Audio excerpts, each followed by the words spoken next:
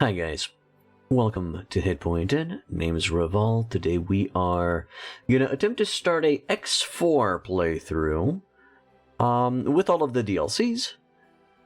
Currently the latest one being Kingdom's End, something like that. Let's get into the game. I haven't played in quite a while. And, well, quite a while being since February the 20th, well, the 19th. So I kind of forgot how to play the video game. Tired of waiting for shuttles? Want to fly wherever you want, whenever you want? Then what you need is a pilot's So I'm probably going to try and go through the tutorial again. I do theory, I do practice. Let's see. Hey Theron, this is X4. This is what is to be considered one of those video games that is Warband or Mountain Blade in space. So we're going to attempt to get into it a little bit, if I were to compare it with something. All game starts other than the tutorial give full access to the whole universe, including all active EgoSoft expansions, but will start you in different locations and circumstances. Alright.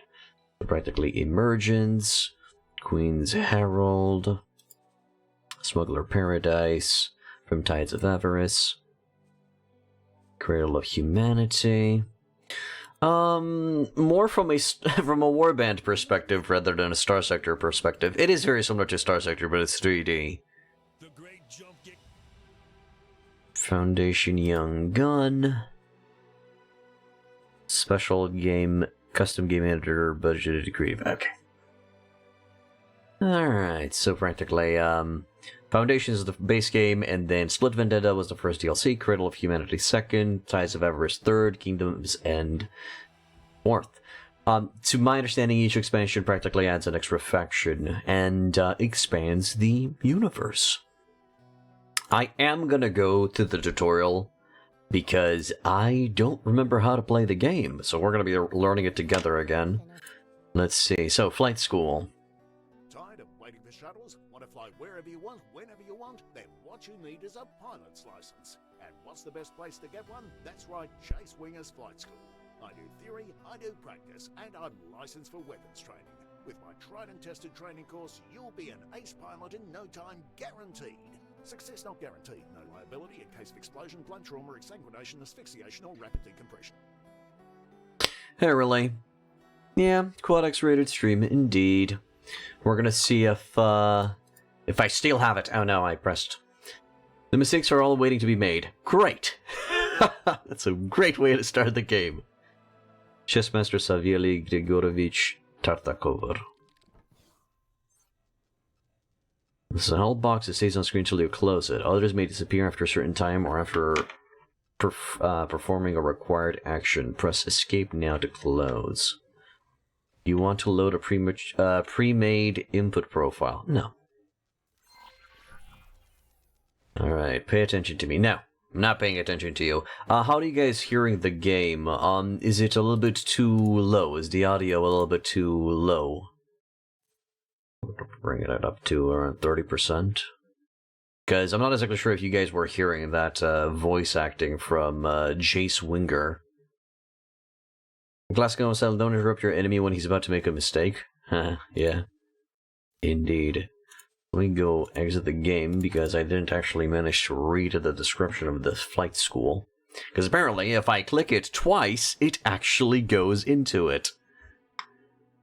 Instead of a good old-fashioned click and play button. Waiting for shuttles? Want to fly wherever you want, whenever you want? Then what you need is a pilot's license. And what's the best place to get one? That's right, Chase Winger's Flight School. I do theory, I do practice, and I'm licensed for weapons training. With my tried and tested training course, you'll be an ace pilot in no time, guaranteed. Success not guaranteed, no liability in case of explosion, blood trauma, exsanguination, asphyxiation, or rapid decompression. I love the fact that there was a disclaimer. Some people are content to live out their lives in one place, but if you want to see what wonders this galaxy holds, there's really only one way, flying there yourself. The adventure of your lifetime will begin just like everyone else's, by getting a government-approved license. Okay. Are you ready to take your first step into a larger world? The tutorial will take place in a simulated environment containing a limited number of sectors. Alright, let's do the flight school. Let's get back on that space horse. To win 100 victories in 100 battles is not the highest skill. Okay. Didn't manage to read what it said. Close that. Don't input a custom. The message ticker is in the bottom left corner of the screen. If you have an active mission like now, your current objective will be shown there in orange text. So pay attention to me message. I'm Jace Winger, your flight instructor for today. We'll be running through the full lesson plan, but if you're already familiar with some of the basics, you can talk to me about skipping ahead. Before we begin, I need to perform a few routine physical tests. Regulations, you know. Please move your head as far up or down as you can. I do not want to invert the vertical axis controls. A few steps. Alright. Okay, now do a few jumping jacks, please. Finally, a few squats, please. Oh, alright, so I need to hold down C to keep crouching. Be in good physical shape so we can move on to your flying lessons. Let me know how you want to proceed. So I can interact with F or left mouse button. Alright. Yes? Click on a dialog option or press its number on the keyboard. Continue with the basic flight, skip to travel, skip to shooting, skip to spacesuit, skip to docking, never mind. We're going to continue with basics. I need to remember how to play the game. We'll start by using the transporter room outside to go to the docking bay. Follow the line on the floor to your current objective. Alright, cool. Mouse feels... I don't know, mouse sensitivity feels a little bit off, but I can work with it. Interact. Transponder room. Select your ship, the Quasar Vanguard, then confirm with enter. Alright, so practically I need to also explain what are we currently seeing. We're currently on a space station, and we are currently at the training center, and we need to go to the Quasar Vanguard with the unique designation FTM-068. All ships in the game have a unique designation. You can consider this their license registration or license card. Their faceplates. Their plate numbers. There we go. Plate numbers. That's the word I was looking for. Alright, what else is there over here? Engineering section, manager's office, security office. Depending on different quests that you get throughout the game, you're going to be needing to go to different parts of the ship. Small and medium ship fabrication bay, so this place is a ship fabricator station. There's a ship dealership, case in point, they're fabricating ships for sale. And then the Trader's Corner, if I remember correctly, the Trader's Corner is all about what you have on your person and not on the ship. It's also in the Trader's Corner where you're going to be trading your cargo. Alright. We can also just jettison ourselves out in space into the spacesuit, but no, we're going to go to the Quasar Vanguard, which is a scout ship, if I remember correctly, or a fighter ship. From here, you need to embark and take the controls. Alright, so I can double W, and that's going to make me run. Keep following the line to enter the ship. So this is the Quasar. If I remember correctly, the Quasar has 4 front-facing guns. I don't remember 100%. But we gonna go. Sit down in your chair. Vanguard. Alright, sit down in your chair, click on it or press F to interact. You are cleared for undocking. Proceed. Alright, then over here we have practically the interaction menu with the space station, the ARG, or Argon Federation Wharf, or Argon Wharf, transfer wares, buy ships, modes, scan mode, long range mode, travel mode. That's practically the modes of the ship. We're probably going to be learning those in a sec. Get up from my chair, ship information, let's undock. Oh, Shift D, nice. Use the steering controls to turn your ship. Press Shift Space to turn on mouse steering. Probably going to be doing that. I still feel like the sound of the game is a little bit on the low side. Guys, could you give me some feedback? Is it a little bit on the low side on your end as well? Should I bring this further up? Alright, Shift Space. Okay, now it's going to be steering in the direction of our mouse wheel. Alright. Then if I remember correctly, it's shift, Q and E to go forward and go back.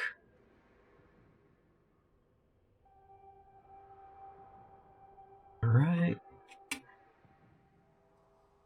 Alright, strafing AD. 35 is good, I guess. Alright, let's bring that further up then.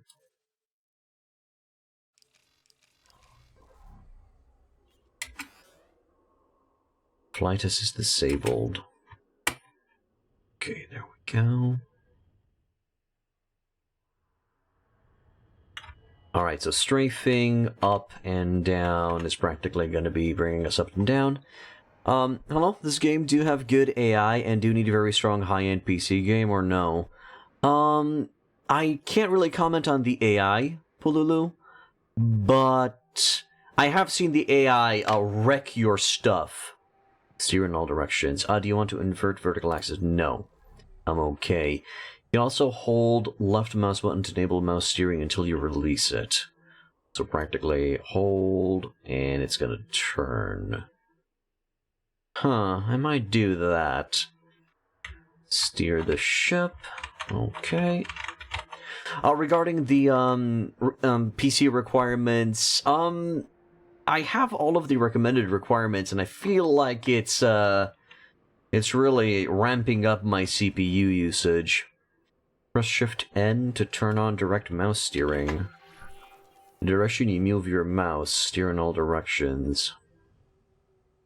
I still don't understand the difference. No. We talked about this before, about the difference between Shift N and Shift Space, but Your ship automatically rolls to stay aligned with the ecliptic. This can be turned off in the options menu. Alright. Use the strafing controls to move sideways or vertically. Sure. Did it reset my, It did reset my... Let's strafe it up. Before we continue, make sure there's no obstacle right in front of you. I can't check from here, so I have to trust you on this one. Alright. Gently accelerate forwards. Okay, so it's mouse wheel or press X. Alright, we can go with 10 meters per second. Speed limit inside docking areas, but you don't have to worry about exceeding it. The ship's computer will limit the speed for you. Alright, that's perfect. Also fly backwards. Try this now. So Z and X to accelerate and decelerate. And then once you're at 0, you can... Alright. Press backspace. Aha, backspace to a full slot. Well and good, but sometimes it can be useful to get a more direct look at things. First, look around your cockpit. There are many different kinds, but ship cockpits often provide a wide field of view outside the ship. You can also look at your ship from the outside with the magic of camera drones. Try it. Fly around a bit to get a feel for how it behaves. Shouldn't I be retracting the flaps a little bit? You can also cycle into a different external camera mode. External. Controls now. And practically this allows me to look at the entirety of my ship. So practically pressing F2, then using the numpad controls to move around. And yeah, there we go. Those are the weapons. Works on targets within range. For now, return to the normal cockpit view to move on. You can even tell a camera drone to stay in a fixed location. Try this now. Okay, so F4, use the numpad to look around. A little differently. Play around with them now. Return to cockpit view to move on. Oh lord. Okay. So how do I tell to just maintain this distance? Oh my god, it's literally staying in the air. Alright, I'm never going to be using this forever. With your instructions, you can even make the cockpit practically invisible to you. Is there anything camera drones can't do? Try it now. I don't Please fly out of the docking area now. I don't want to turn off the cockpit. I might want to get accustomed to flying from this perspective. The only problem with this perspective is I can't see the speed that I'm going with from this perspective.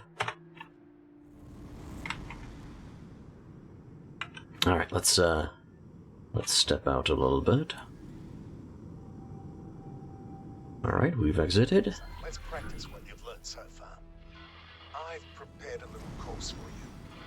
Please fly close to each of the navigation beacons in turn. The next target will always be marked in orange. Alright, let's go. Let's see what I can do. Your ship also has a boost function. Ooh. Careful. There. Hold tab to start boosting and travel longer distances. Boosting Whew. your ship, so use it wisely. You may also notice that it has set your speed to maximum. This is normal and will only persist until you change speed again. Some pilots even find it a convenient way to set their speed to maximum. Alright. There's another little beacon over there. Good. Tab it up. Whoa. This is something you are going to be using a lot. I've marked a remote location for you to fly to. Don't worry, I don't expect you to crawl there at your base speed. First, please align your ship so it points roughly towards the target. Indeed. Now, activate travel mode. Depending on your engine type, it may take a little time to get started. Look at your speed bar just below the crosshairs. Yeah, it's going up. Keep accelerating for a while until you reach your ship's top travel speed. You've probably noticed other modes in the list when you activated this one. Each mode has its special use, and only one mode can be active at a time. Alright. But if I remember correctly, you can actually activate while traveling. That was too early. Let's start again. First, please align your ship so it points roughly towards the target. What do you mean? Okay. It's fine, it's fine. I'm still going, I was just testing stuff out. It's okay. Gain speed. Oh, so I literally just have to wait till the speed is filled up. So our maximum speed is going to be around 4. Now, turn off the mode the same way you turned it on. You are now coasting, which means a few things. First, your ship is decelerating much more slowly than it normally would. Second, steering is easy again. Give it a try now. Yeah, but I'm just drifting in that direction now. Third, you've probably noticed that your ship keeps flying in the same direction. You can come to a stop much more quickly by actively decelerating. This automatically re-engages the safety limits on steering. There. As for the travel direction, any strafe movement will revert that to the behavior you're used to. You can also drop out of travel mode more quickly, skipping the coasting phase. Let's try this now. Please reactivate travel mode. Shift 1. Now wait until you've built up some speed. Alright. It's like riding a bike. I'm kind of remembering all of these systems until now, which is fine, which is great. Whenever you're ready, quickly drop out of travel mode. Great. The next part will take place some distance from here, so let's take a break and let the autopilot do the hard work for now. Alright, so autopilot will be Shift A. Alright, perfect. The autopilot automatically navigates to the current objective, engages travel mode when appropriate, and makes use of gates, accelerators, and highways. It even avoids obstacles in the way. Well, mostly, which is why you still need to be at the controls. You may notice that it sometimes turns travel mode off when everything seems wide open to you. The safeties are on a bit of a hair trigger, probably to keep insurance rates from skyrocketing. While we wait, let's check out your logbook. Alright. There are several menus you can access this way. Open the one that's highlighted now. Wait, press control left and control right? Oh, Okay. Highlight player information. I guess this is not player information. Encyclopedia. Player tab. Is this not the player tab? There we go. Access to details about your current status and statistics. The logbook is highlighted. Open it now. Okay. As you can see, there are several categories. You can select one to filter the entries or look at all of them at once. Most of the tips you've seen up until now have been added to the logbook. You can always go back and reread them if you feel like you've missed or forgotten something. Okay, that's good. Take your time looking around these menus. Close them when you're ready to move on. Alright, what do we got here? Let's remember this stuff. So, logbook, transaction log. Alright, messages, personnel management, so practically all of our employees. It seems our ship reached its destination. Account management. Hey, sub. Disengage. Indeed, because we reached the destination. Global orders, so practically that's just the general orders of our ships. And if we're going to be receiving any notifications when they're fulfilling said orders or when certain triggers occur. But we're going to be looking into this a little bit later. As we are going to need to create, if I remember correctly, some trade rules, blacklist rules, stuff like that. Spacesuit upgrade, so literally what I have in the spacesuit and what I need to upgrade or repair. So we got a hand laser. Martial more suitable for cutting chopped meat than for actual combat. It has spawned the now famous idiom, never bring a hand laser to a blaster fight. Repair laser. Wait, the repair laser looks like a weird SMG. It's weird. Yes. Yes, this is the one. But now we have all of the DLCs. Spacesuit scanner. Spacesuit thruster. Alright. Then we got modifications for the ship. My personal inventory, not the ship's inventory, if I remember correctly. Statistics, factions and relations. And then my empire. But we are currently just known as Rookie because our parents hate us. We'll see. Press this ESC to close the menu. Good, you've arrived. There's a ship next to you. Its color on your HUD indicates that it's not hostile. Please select it as your target. Cargo. Match speed with your target. Shift X to match speed. So I'm going to try to maintain this distance. Matching speed is even possible when both you and your target are in travel mode. Nice. I've now activated your primary weapon. The small dots that have just appeared indicate where the weapons are currently aiming. They will automatically track your current target as long as it's close enough. There are a handful of targets in front of you. Okay. The color indicates that they are enemies.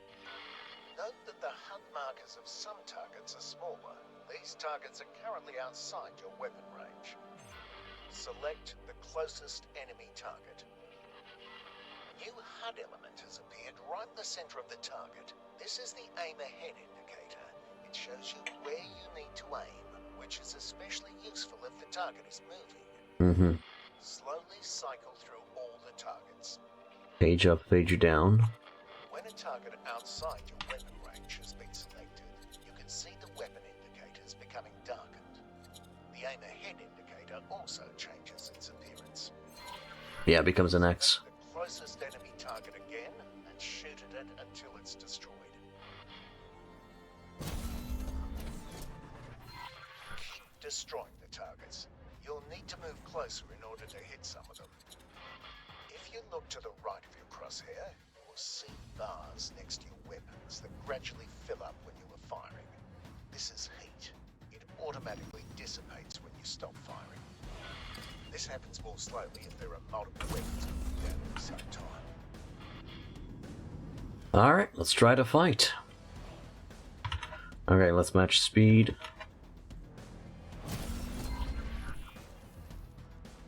How do I... hold middle... Wait, hold either middle mouse button or both mouse buttons to shoot at the mouse current position. Alright. Cargo drone. This target is much sturdier than the others. Look at the blue bar above the target. This is its shield strength. After a few seconds without damage, it will begin to recharge. All shields work like this, including your own. So if I look in this direction, oh, it automatically shoots that, okay. So it doesn't shoot exactly where my mouse is. I've now activated your secondary weapon, missile launcher. It's loaded with a type of guided missile that requires a target lock. Please select the target in front of you. You can now see a lock being required. You may fire when ready. That's missed. Target has dropped something. Fly right at it to It's another type of missile. It has been automatically added to your ammunition storage. Missile launchers The one on the left? are limited to ammunition. You can see the number of remaining missiles to the left of your crosshair. Let's go into more detail about your weapons. Do we have to? Open the ship menu. You can EVA your ship at will, right? Evacuate? Yes. We'll focus on the highlighted weapon configuration section. Each installed weapon has its own row.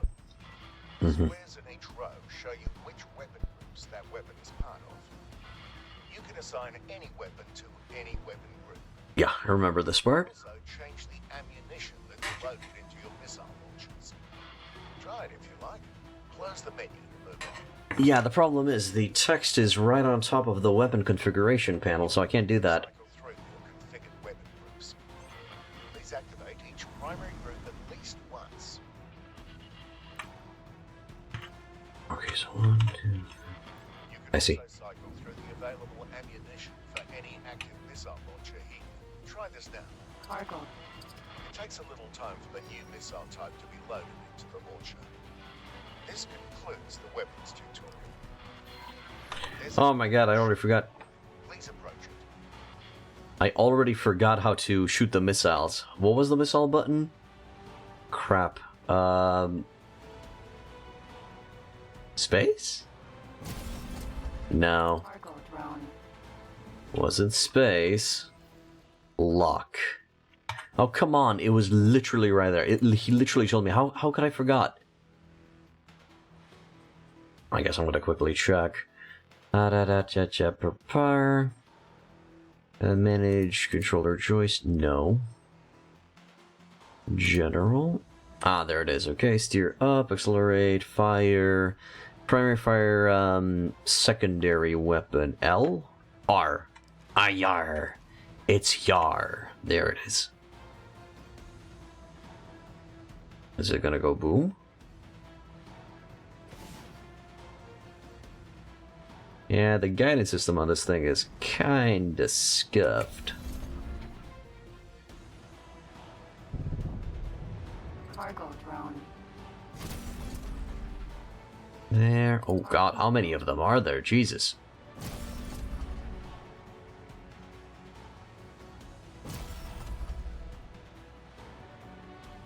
Alright, whatever. Let's approach the Nomad Vanguard. Shift A. Pilot. Engaged. It's at 41 kilometers away, so we're gonna have to accelerate a little bit.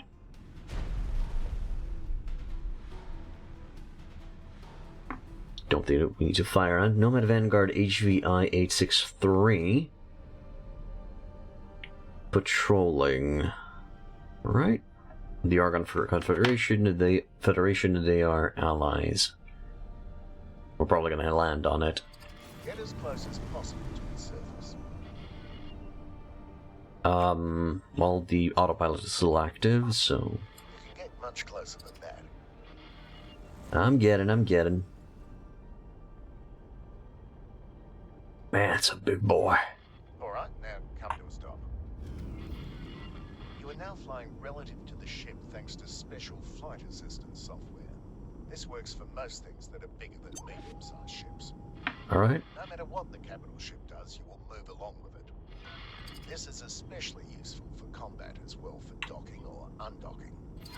Try to set up some targets on the ship's surface. Please destroy them. Try to use the ship's surface as cover wherever possible. Your strafe thrusters are useful here. Alright. Since you seem so keen, let's fight. Right. Immediate backup. Let's turn around a little bit. Just... No. Oh, good lord. Alright, let's fly out a little bit. Good. Then we turn around. Just so I can get a strafing run. Alright, let's see. Oh, fuck. Jesus. You can tell that I haven't really played these types of games before. Alright, let's turn around. What do we got looking here? Nope, stop it. Why are you giving me information on it? Alright, whoopsie daisy. Now, fly away from the ship's surface until it leaves you behind. Fly to the next objective. You may use travel mode or the autopilot if you like. The wreck. Okay. Object. Sure. Let's hit it quick. 136 kilometers away. Should be fine. Can I boost? No. No. I need to remember to boost a little bit and then go directly into travel mode. And that should give me... That should get me there a little bit quicker. Should be fine. Man, I really hope those dudes weren't really pissed about the fact that I've used them as target practice. Actually, piloting and evading enemy fire is one thing that I've never really got down properly in these types of games. Flight games. I don't know, I just could never... This wreck has something inside it. Your ship will not fit, so you're going to have to get out of your ship and do a spacewalk. Move a little closer to the indicated position and park your ship there.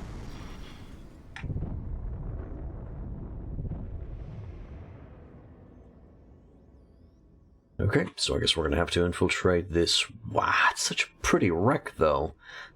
Did they, play around with the graphics? Because I feel like this game is prettier than I remember. Please get up and leave the ship in your spacesuit. Just want to get a little bit closer. There we go, that should be fine. Get up, just get up, get up. Also press Ctrl-D. Vanguard. Got it. Use the transport and go to the spacesuit. You've probably noticed that you keep moving in the same direction. That's because spacesuits don't have flight assistance and are limited to Newtonian flight. Any directional input, whether it's strafing, accelerating, or decelerating, will push you in that direction. I'll let you try it out for a little while. I'm fine. While you do that, your spacesuit is equipped with a small hand laser. Please don't try to use it in fights with actual ships. You'd be pulverized immediately. You also have a repair tool. This tool works on most damaged objects, as long as they're not actually wrecked. This thing is beyond repair, though. Much better. I think you're ready for some maneuvering. Please fly inside the wreck using the indicated entry point. Got it. Alright, let's get in there. Ta-dum. There. There's an access hatch, but it's malfunctioning. Look for a broken control panel and use your repair tool to fix it. It would be the red light indicator, so... Now, fly There. into the corridor. Sure. Let's get inside. Ah. You may have noticed the oxygen indicator, which is slowly going down. There's no need to worry about Ah, this one. it.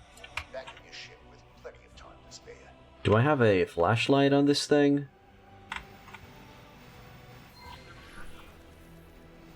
Okay. Let's accelerate a little bit. So what are we looking for on this wreck? There's another broken control panel. Repair this one as well. Mm-hmm. Right, just gotta turn around. Oh boy. There. There's a lockbox here. What a lucky find. Please activate your weapon and carefully shoot off all the locks. Yeah, I don't remember doing this the first time I played the game. Destroy the locks. Chip weapons also work, but you have to be much more careful. Guys. Lockboxes are fragile. Some even explode. Great. That sounds like fun. But I remember that I actually lost one of my first ships by shooting a lockbox and then exploding. Did it? You may keep the item for yourself after you've finished here. Please leave the wreck and return to your ship now. Alright, let's go. Can I boost out of here? Yes, I do have the booster. Alright. Go, go.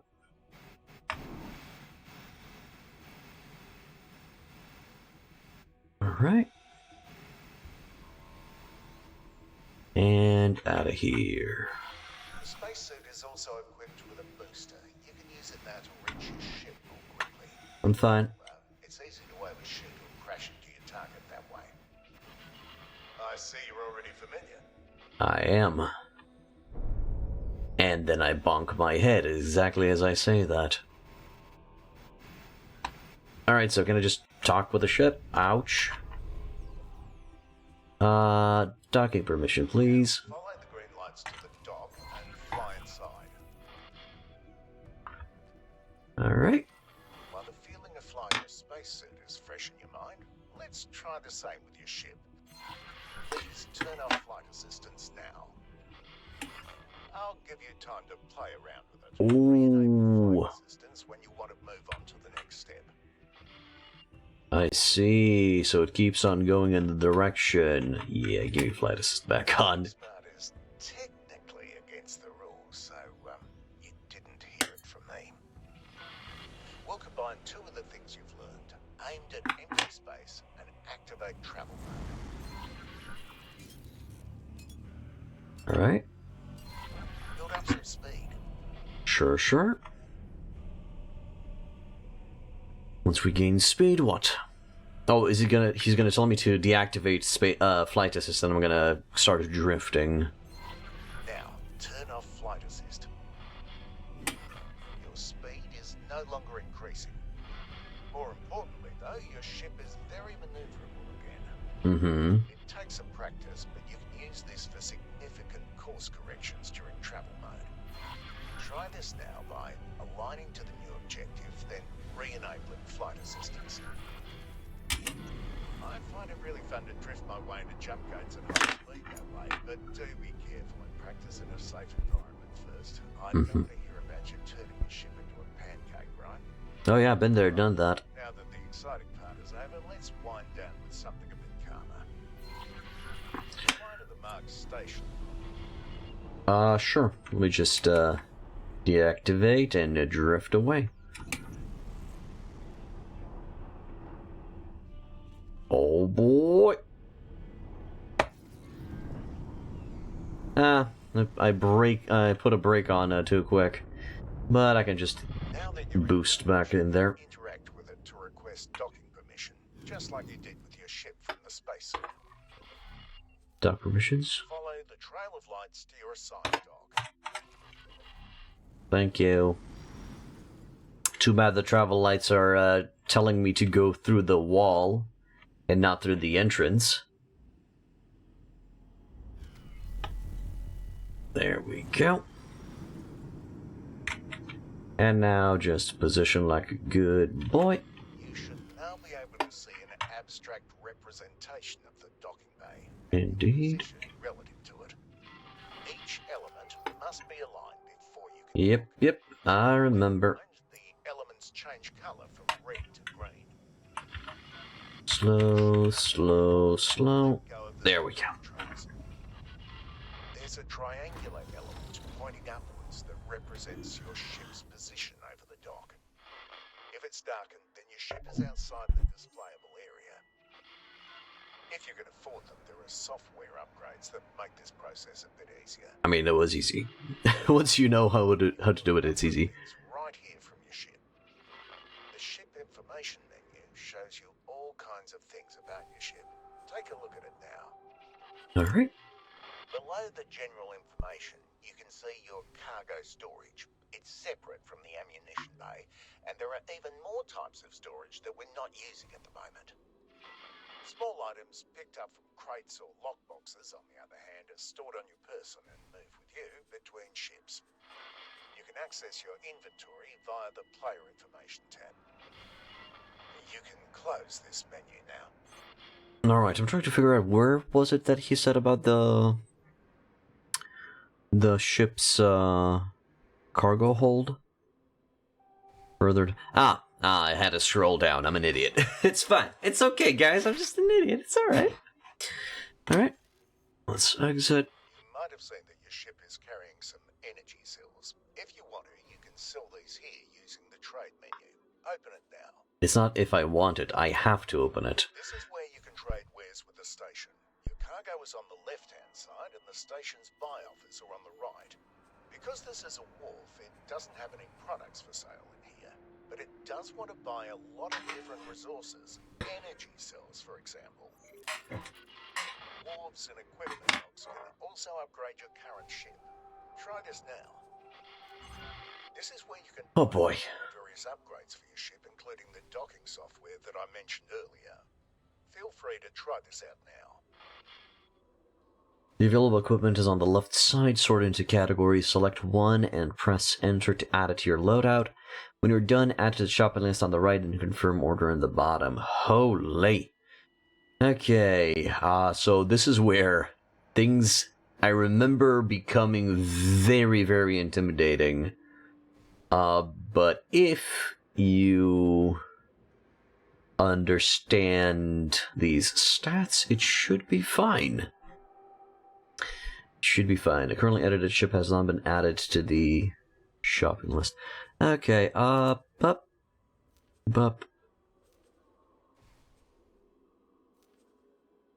So we currently have the estimated build, cancel order. Ports and shipyards also buy used ships.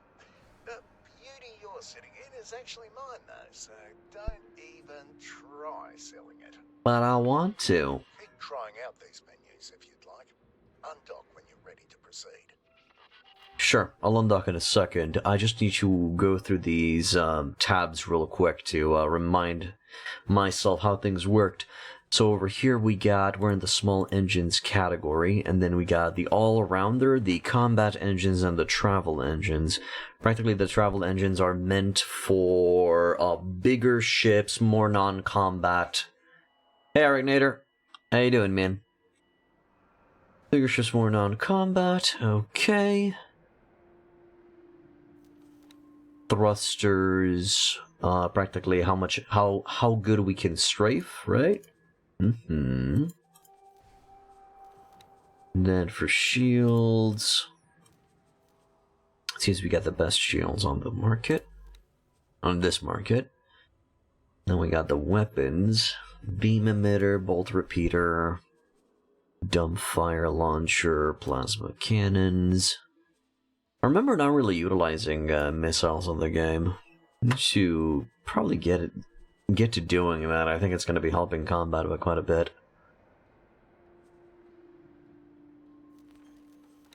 Turrets, software. Then we can get docking computers, docking computer Mark II, flight assist, long-range scanners, police scanner. All right. Then we got consumables, EMP missile, heavy guided missile, heavy heat seekers, heavy smart, light guided missiles, and deployable satellites, nav beacons. Advanced satellites are practically scouting towers. They just show you what's inside the fog of war in a certain area. You're going to be able to detect anything that walks in and walks out. Advanced satellite is practically a bigger distance. The normal satellite is just smaller. Nav beacon. I don't really remember. I think the nav beacon was if I want to get to a certain part in space, the exact location in space, the nav beacon will be selectable on the map once I've placed it. And then you got resource probe, which is going to be scanning the resources in a area. Laser towers, which are going to be practically defensive turrets. They're going to be fighting on your enemies. Friend-foe mines. So probably the friend-foe mines will be able to tell who's and only start following and attacking enemies. Mines will attack everybody. And then tracker mines, I'm not sure how that one works. Does it just have a longer range for tracker? Then in the countermeasures section, we got flares. Okay. Then we got a crew. Adding crew to your ship will simply start increasing some of the stats passively. And settings, I'm not sure what this is. Fire authorization overrides. What? Practically customizing your weapons if they're going to be on auto fire or if they're going to. I see. Okay, that's fine.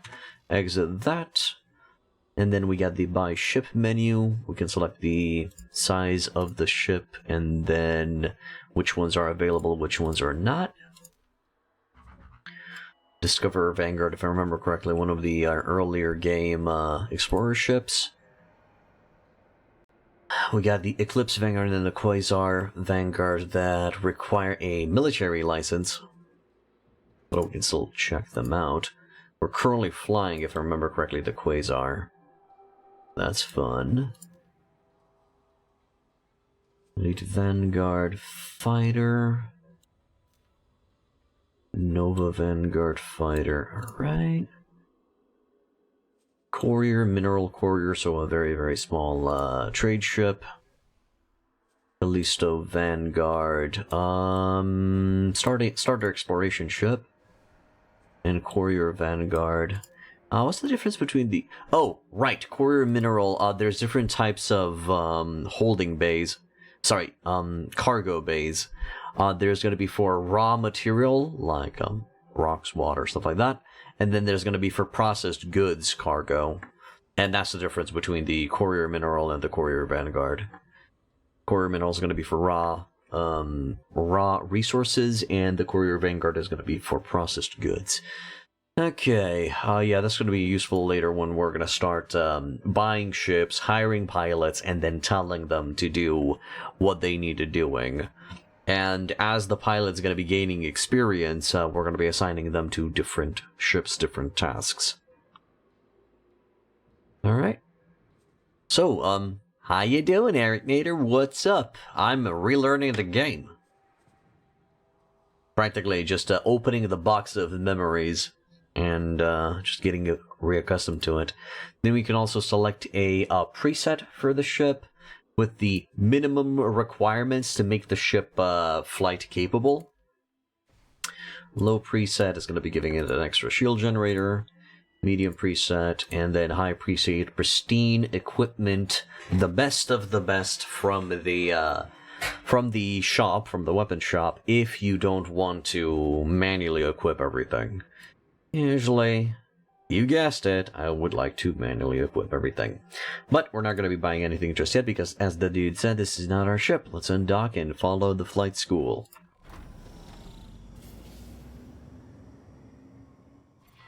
Now, here's a little thing that many pilots don't use, but if you do end up liking it, you'll really appreciate it. Depending on how you've set up your flight controls, you might only have convenient control over 2 steering axes rather than all 3. This is fine for most pilots. However, with many ship configurations, rolling is much more effective than yawing, or vice versa. This is where adaptive steering can help. When turned on, the primary steering axis will be set to whichever one is best for your current ship configuration. I've turned on adaptive steering and changed the thruster configuration of your ship to favour rollover yaw. Fly around a little to get a feeling for it. Jesus Christ. Whoa, okay, this is weird. Oh my god.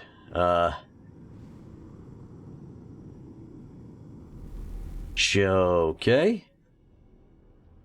That was weird.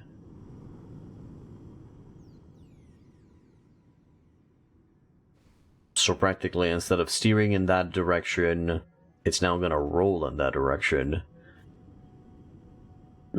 That's interesting.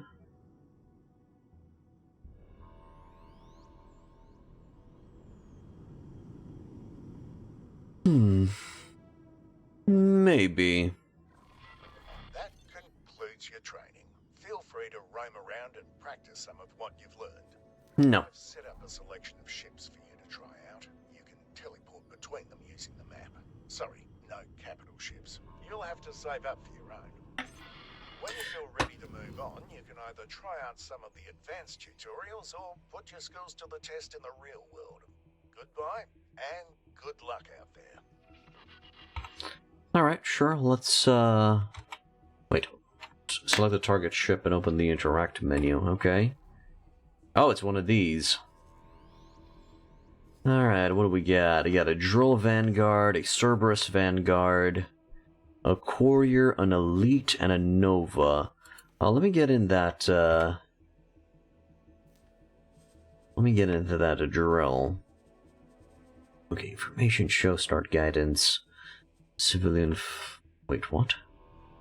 Select the target ship and open the interact menu. I have to literally physically turn towards the... okay. A bit weird, but okay. Cerberus, Vanguard. Drill, Mineral, Vanguard. Alright, drill, teleport to... there it is. Take him out of the ship. Access gunnery control. Ah, that's it. It's just the guns. Is there co-op at X4? I don't even know.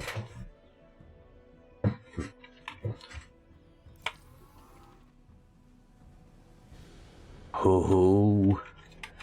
Oh, that's a big boy. Alright, let's turn it around. External view. Let's have a look-see. God, I love the look of this ship. Just a normal drill rig with designation KKU-052. Alright. Let me look at my boy over there. Cerberus, Vanguard. Cerberus Vanguard, let's teleport to that. Teleport. There. Of course, you don't really have the teleporter from the beginning of the game. You're going to have to progress through the game to get it. Gunnery control, navigation console, command of the ship. There we go. If I remember correctly, this is a carrier ship. Why is it not allowing... ah, there we go. Yeah, it's a carrier ship, and the bridge is over there. This has room for one fighter wing, if I remember correctly. Not two. And I think this is the next size of ship after the fighter. What is the designation of the ship? Need to remind myself what are the sizes. Cerberus Vanguard, ship type frigate. Okay, so it's fighter, frigate, and then, if I remember correctly, the mining ships are also kind of the medium size. I don't really remember the rest of them. First of the newly designed M-size support ships to reach the Federal and Republic navies, the Cerberus-class frigate is primarily designed to target and support smaller and similarly sized vessels in a defensive capacity. Notably, the Cerberus was also the first ship of its size to support a fully functional dock for smaller ships. Massive technical challenge for its designers. This has only made it more of a popular choice of ship, and saw a new design race explode through the Jumpgate network as other ship designers scrambled to copy the Argon's innovative design. Alright, good. Courier Vanguard, Elite Vanguard, Nova. Do I care about the rest of the stuff, or should I just exit? Practically that's the courier that we saw in the actually all three of those are of the smaller variety. Okay, so I guess we can exit and go to the start menu. And that's gonna be it for the flight school. Hey, Alexander. Sure. Thanks for dropping by, man. Alright, new game, combat scenario. Do we have dialogue here, or do I just have to read it? A Xenon strike force has broken through our front lines and is converging on an unprepared shipyard. As the last line of defense, it is our duty to provide the station personnel with enough time to scramble their bombers. We need to repel this incursion at all costs. Alright, our name is going to be Ty Knotts. Terran, male. Let's go. Mother, I saw a dream in the night. There were stars in the sky for me. The Epic of Gilgamesh. Alright. Approaching accelerator. Take us through.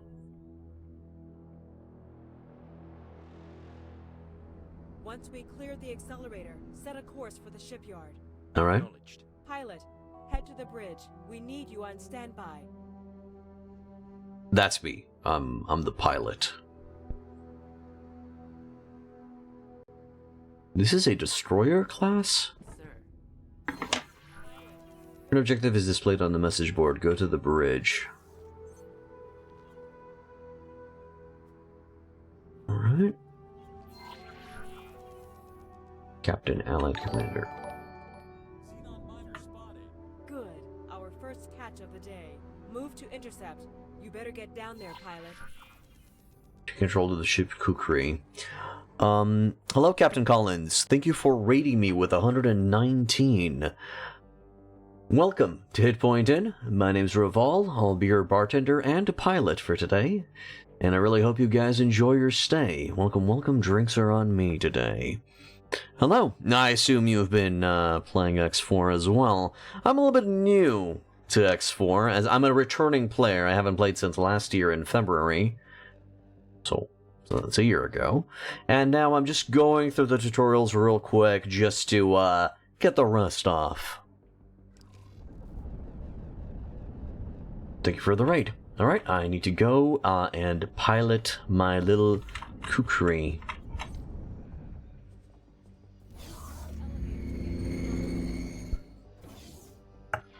Prepare undocking procedures.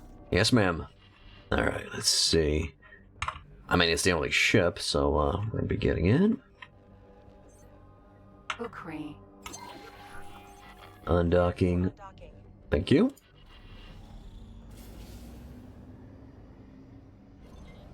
Ready. Docking position clear. You are free to engage. Roger. Alright, should be a little bit closer. Fire away. Whoop.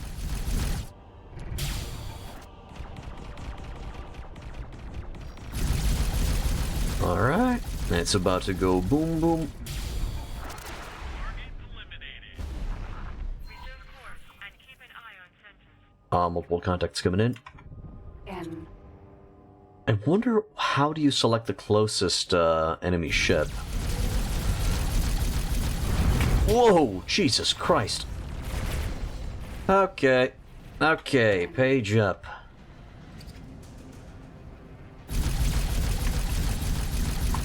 Let's start the depopulation process real quick.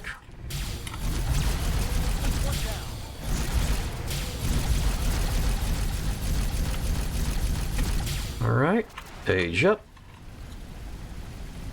That's my next one. I'm not exactly sure what that is, though.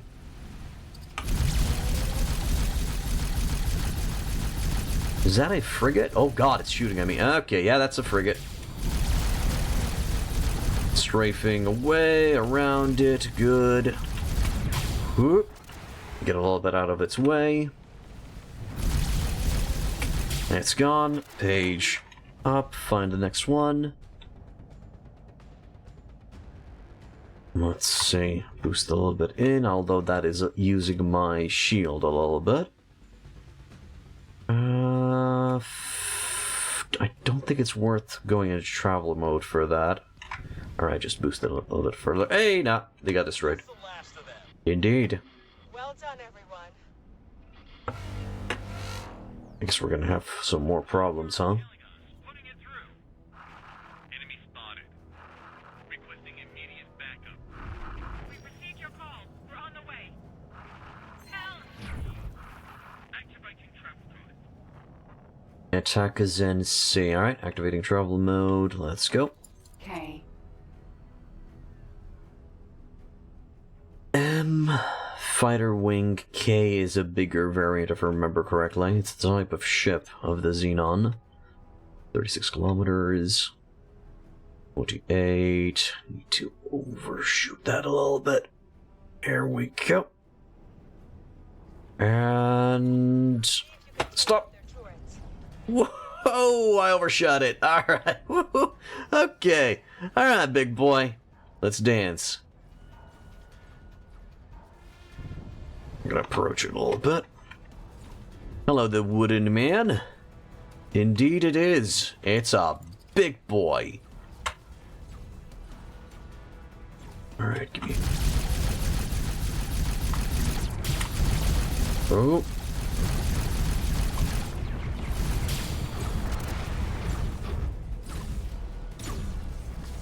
Alright. Of course my nose scratches. My nose is itchy. Oh, okay, that was easy.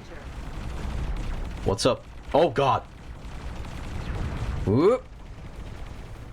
What was that? Some EMP? We gotta move a little bit away so we can recharge our shields.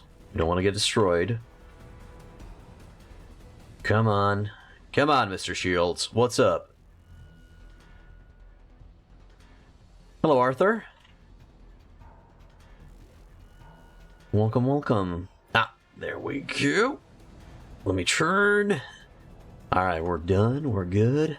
Let's select our target. Impulse turret. Impulse turret. Graviton turret. Alright, let's take out one of those gravitons. Should be in range soon. Of what? Explosion of what, sir? It's one down.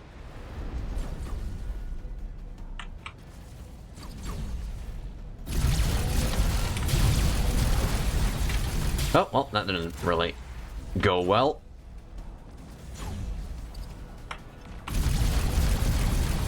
Ooh, gotta turn. Got it. Alright, there's gonna be two more.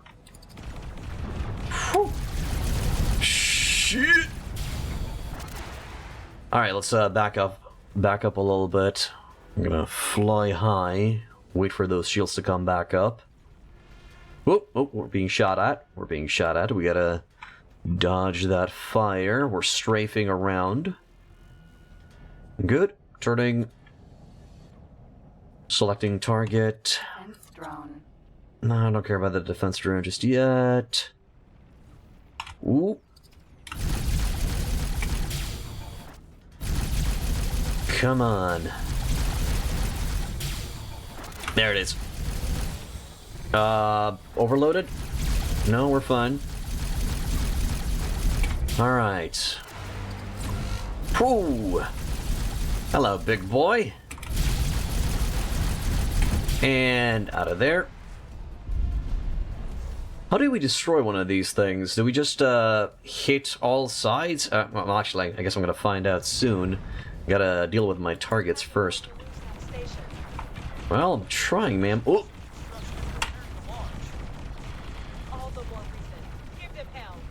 Alright, turning.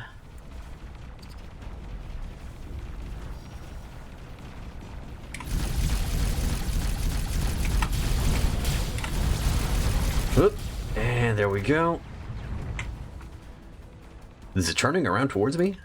Also, what is that light? What is that engine problem light that I saw over there? That was a little bit weird. Don't have to eyes on the target. There it is. It lit up. Good. Oh, hello, sir. N. Can I help you? I'm gonna be kind of in line of sight of those turrets if I go here. Let's take out the turrets first.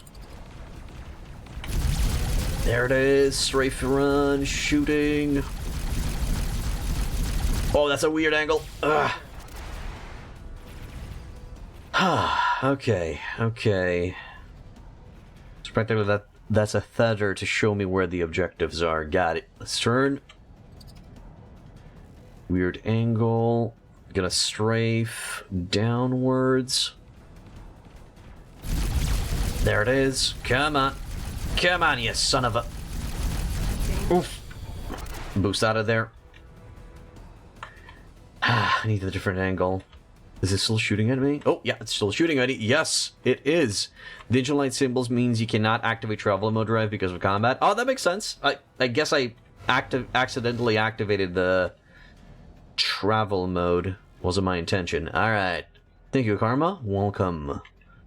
Let me see. Don't care about that guy. We care about this thing. Alright, let's, Whoa! Jesus, okay. Okay, it seems clearly we have some, dudes wanting business. There it is. Good.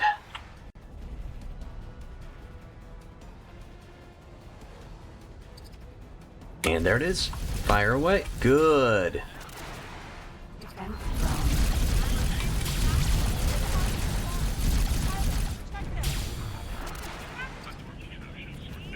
Alright. Gonna defend the bombers, no worries. This is fine. This is fine. I know exactly what I'm not doing. Boost it up a bit. Alright, let's go for it.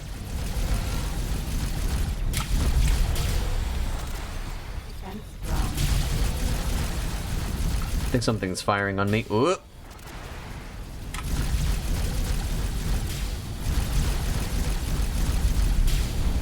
Jesus Christ. Get me out of there. Alright. That's... except... Ooh. Spotify. Spotting? Okay. Bam. Bam. Need to remember that I can just release the maneuver. How's that bombing going?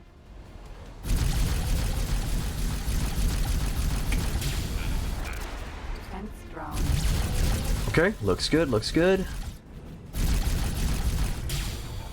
K. Nope, not K. Defense drone, please. Like riding a bike. Alright, let's shake that big boy's engines now. Yes, ma'am.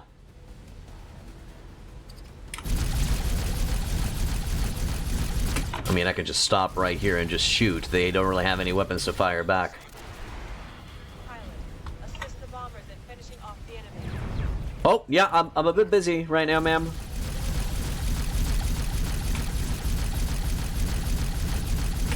We have incoming schnitzel puffs.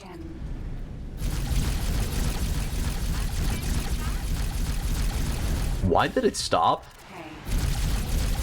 And now it's just a general fire into it? Wait, where's it firing us from? Does it still have turrets?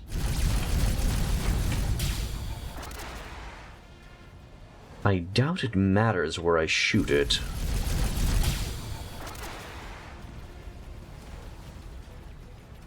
Oh, hello. Got a new target.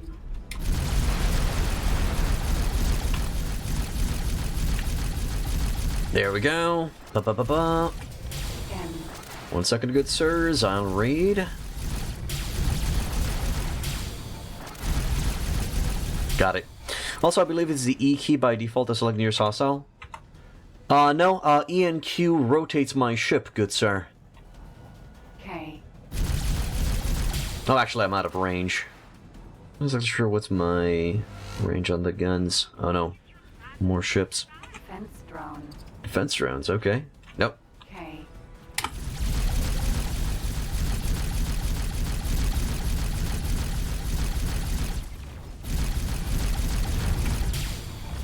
Is that another part of the ship? Wait, I can target individual parts of the ship? That's crazy. I love that. Shield generator module on the belly. From what I remember, it'll go down faster. Thank you, good sir. I've just noticed. Yep, shield generator. Let's fucking go. Whoop. How about we stop right there? Thank you very much. Actually, back off a little bit. Alright. Yeah, if I remember correctly, these things explode quite a bit. Go, go, go. Let's see. Hold on, everybody, on my key. Press Shift E or Control E to select nearest target. Oh, God. Yeah, let me just get out of the way a little bit, because that thing's gonna blow soon. I'm not exactly sure what's a safe distance. 5.6 kilometers. That should be fine. The ones that lit up a white just then, yeah. Make sure you get the last hit in so you get the bounty. I think it's a tutorial. I don't think it matters right now. There it is. Clear the area. Danger. Good work, everyone. Comms, ask the station if they require further assistance. Should I be the one who does that? Oh, okay. Terran shipyard. What the? Holy fuck! What happened? Did I just get destroyed? Or was that the end of the tutorial?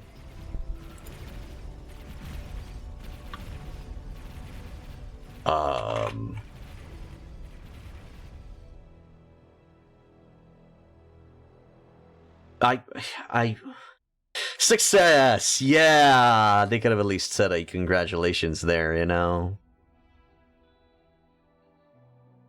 Hey, sheep. Man.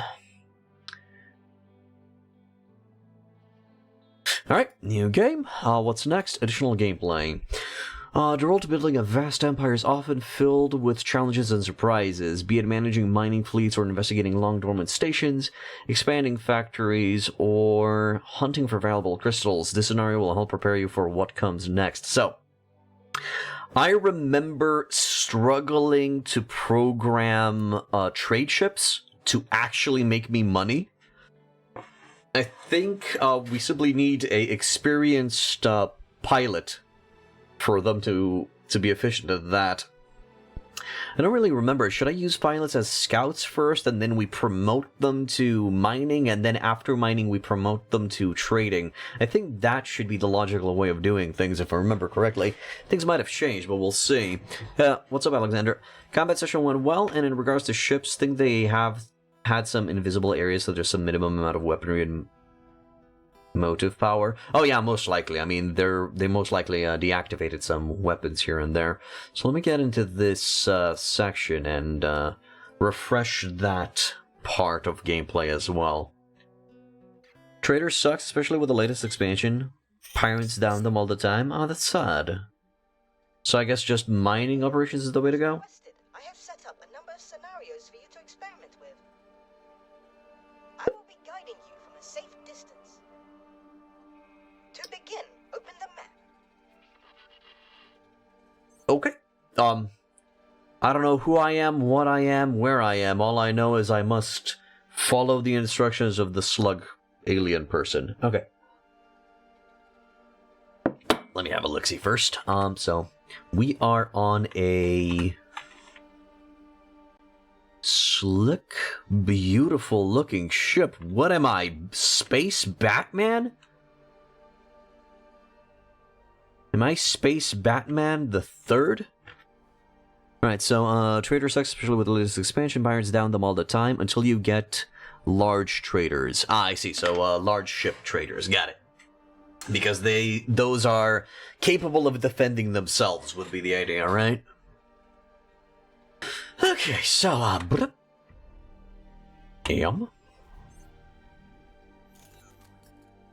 this is a 3D map showing the universe you know so far. It grows over time when you discover new areas. Select the arrow to continue. Okay, so I practically only know 3 sectors of space. Got it. It seems this gets updated with what I'm currently looking at. Alright. WASD for panning, Q, E for rotating, X, Z for zooming. Alright, so the usual. I'm not going to press Q and E because I just like the angle for now. I can also use the mouse wheel for zooming, so that's fine too. I wonder what was the button to focus on my position. Well, whatever. We'll see. Left mouse button, drag and pan, rotate. Got it. Help button shows detailed information for each menu. Alright. Cool, cool. Plot management menu allows you to create plots. Got it. Information menu shows detailed information about the currently selected object, including its orders. Alright. Mission manager, missions, property owned. Got it. Option menu lets you change settings. Good, good, good. All of this is fine. Trade filters, mining filters, other. Okay. Practically, this is extra information layout over there. Hey, Circles, this is X4. Mountain Blade in space, I guess, would be the best way to describe it, if you haven't seen this game before. Hold button shows detailed. Yeah, okay. I would like to deactivate that, please. Here you see a number of sectors. Your ships and stations are shown in green. Select one of them, and let's see what it's doing. Alright. Objects can be selected by left-clicking with the mouse. Select a ship with a scenario you want to play, or I can just select them from the list over here on the left side. Thanks, Alexander. You have a good one, my man.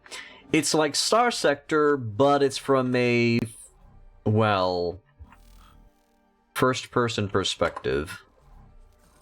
So, I'm my own dude.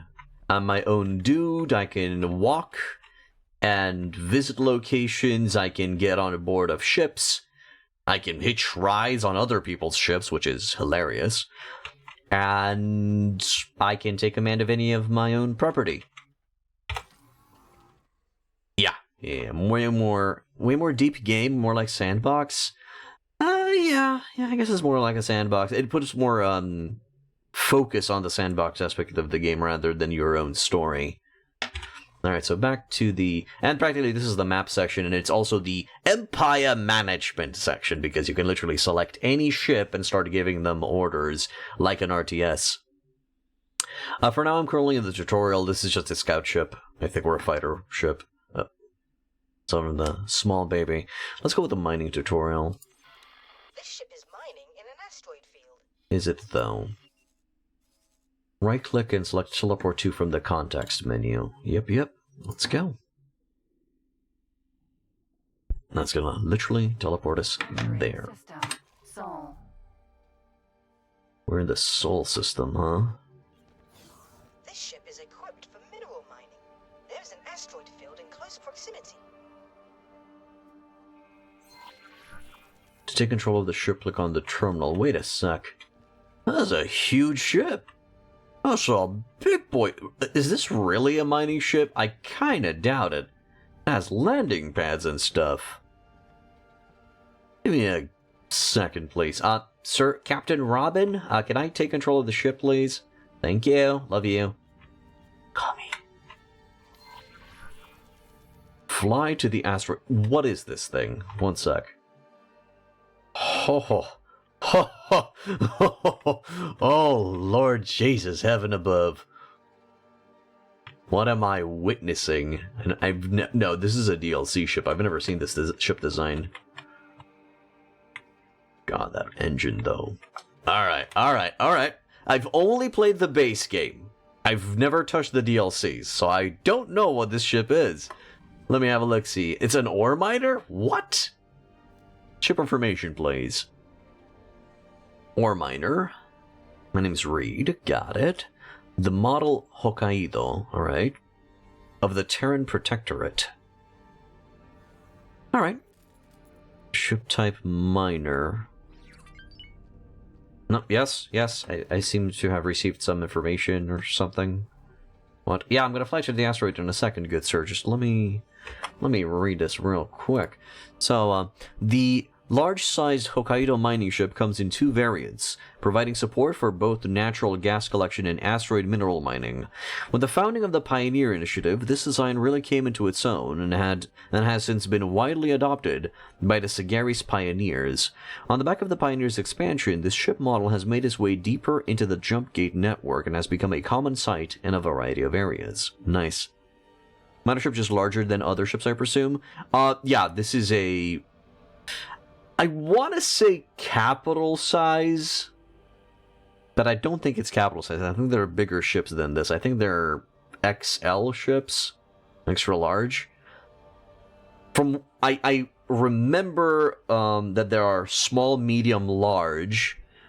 I don't remember if they're bigger than large, so we'll see. They come in all sizes? Great. Including extra small, which are just the shuttles on stations and the defense drones, or trade drones.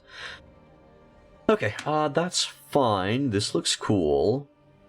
No bigger than large, though? Okay, perfect.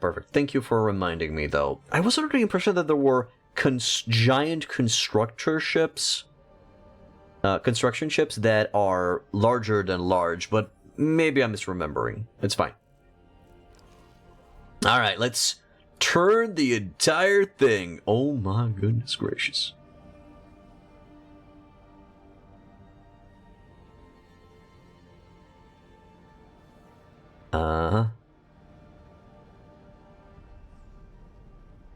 There. Space.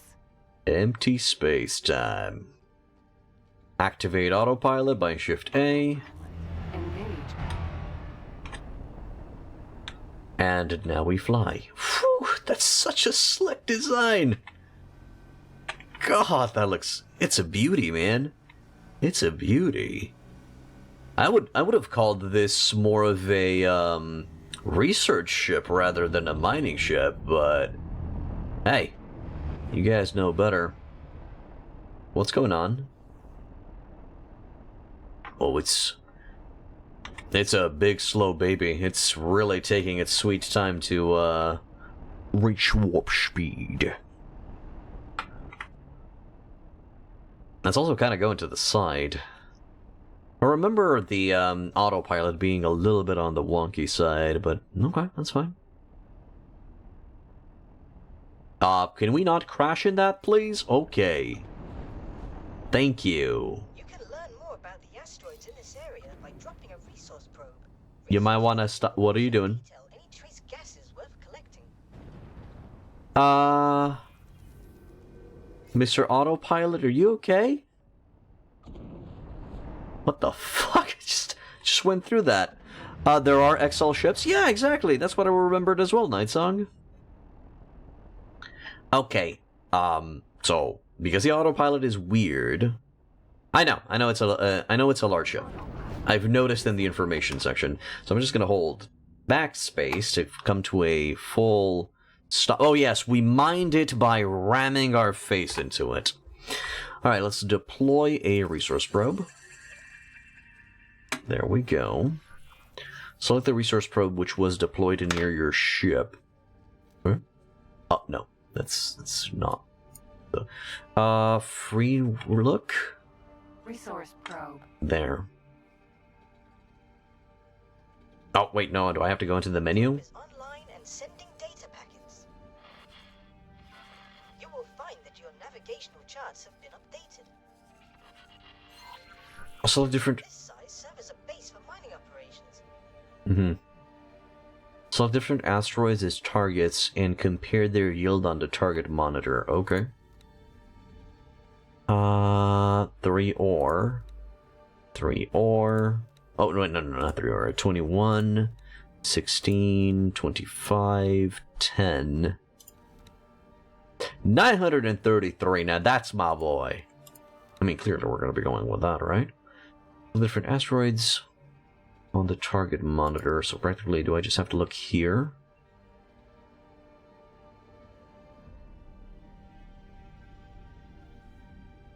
Asteroid. Fly close to the asteroid I've selected. Can I not? I feel like I need an adult right now. Okay. Asteroid. Am I sucking that? Whoa! Okay, well that didn't work very well. Asteroid. Alright, let's fly a little bit closer. Jesus crikey Christ. What's close enough? Also, do I have a break time? Okay, yeah, that's fine. So practically I need around a few meters. Hello, KR the Red, what's up? Welcome, welcome. So we have to activate scan mode. Let's go ahead and do so.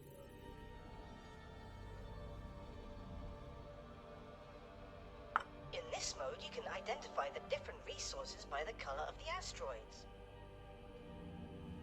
Mm-hmm. To begin, activate the ship's mining turrets. Alright, mining turret time.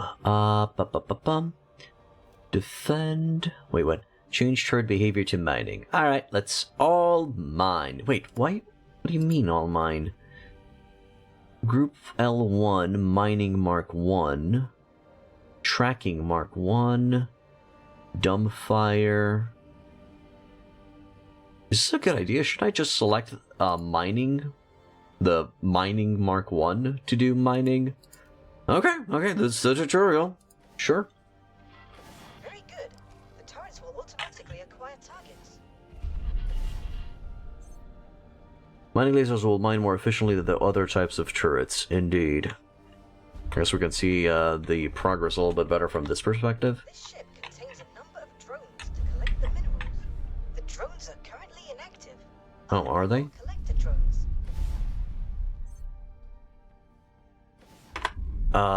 Where do I... Oh, more collector drones armed.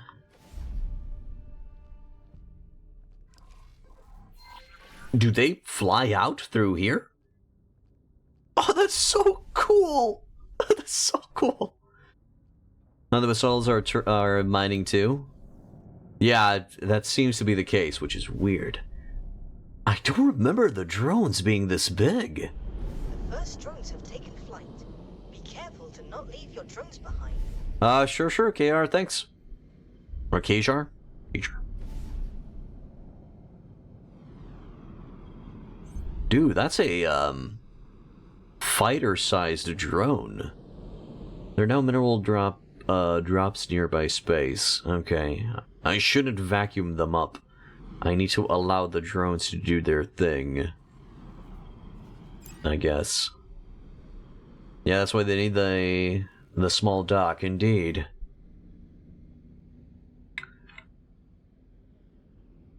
Alright, so I guess we just need to wait and observe the mining operation.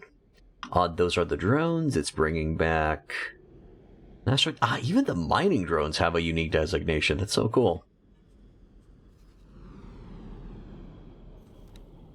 96. Yeah, it seems we broke down that big boy. Okay, so while that's going on, let me just deactivate the turret behavior and put it back on defend. The first drones have returned. Attack fighters, attack a capital ship. To continue the operation if you wish. Do you wish to visit another location? Wait, will the ship have its orders and do its own thing, or... Okay. Oh, that's so cool. The drone actually puts the asteroid in its center, utilizing a... I'm not exactly sure, gravity field thingamajig. Alright. Whatever. I guess our next destination is going to be... Asteroid Belt Silicon Refinery?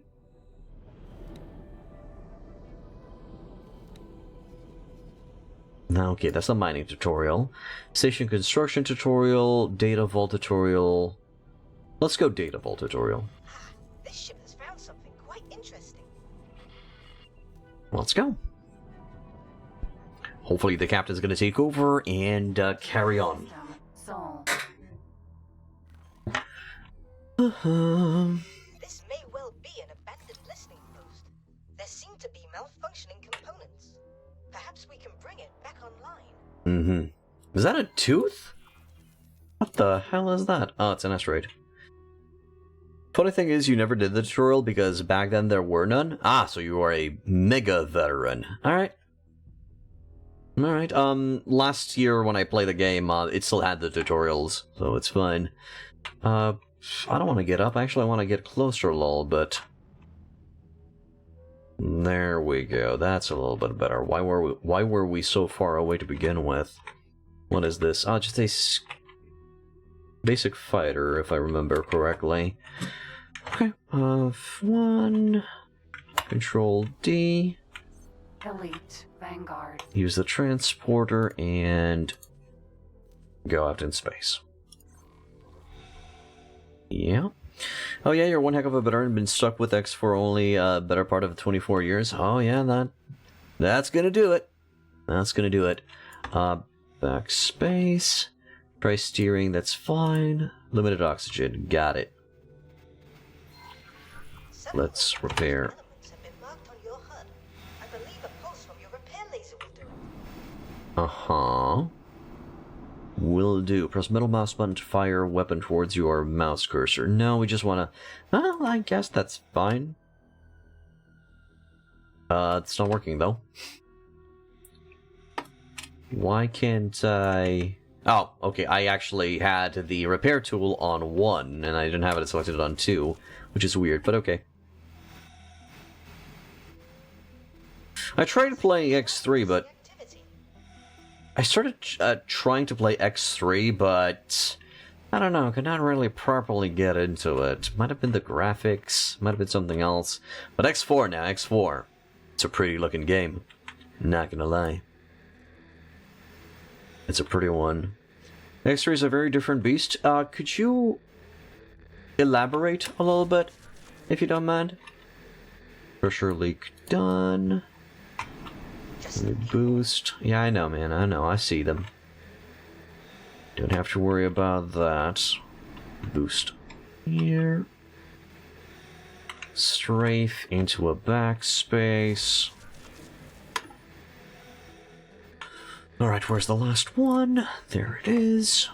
Is it inside or on the... No, I think it's on the other side. No, there's actually 2 more. They need to be repaired.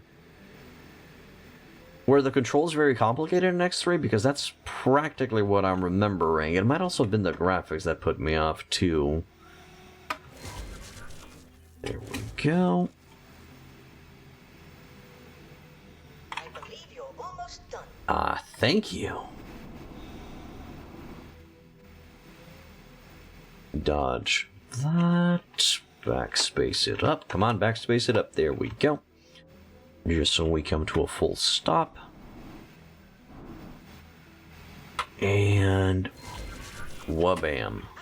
You appear to have uncovered some sort of data. Could you take a closer look? Yeah, will do. Let me just get there first.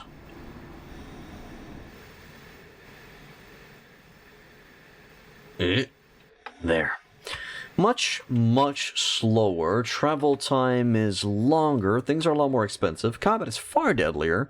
The time to destroy something in a dogfight is usually 1 to 5 seconds. Flying controls aren't too different, but the menus are very different. I see. Okay, that's alright.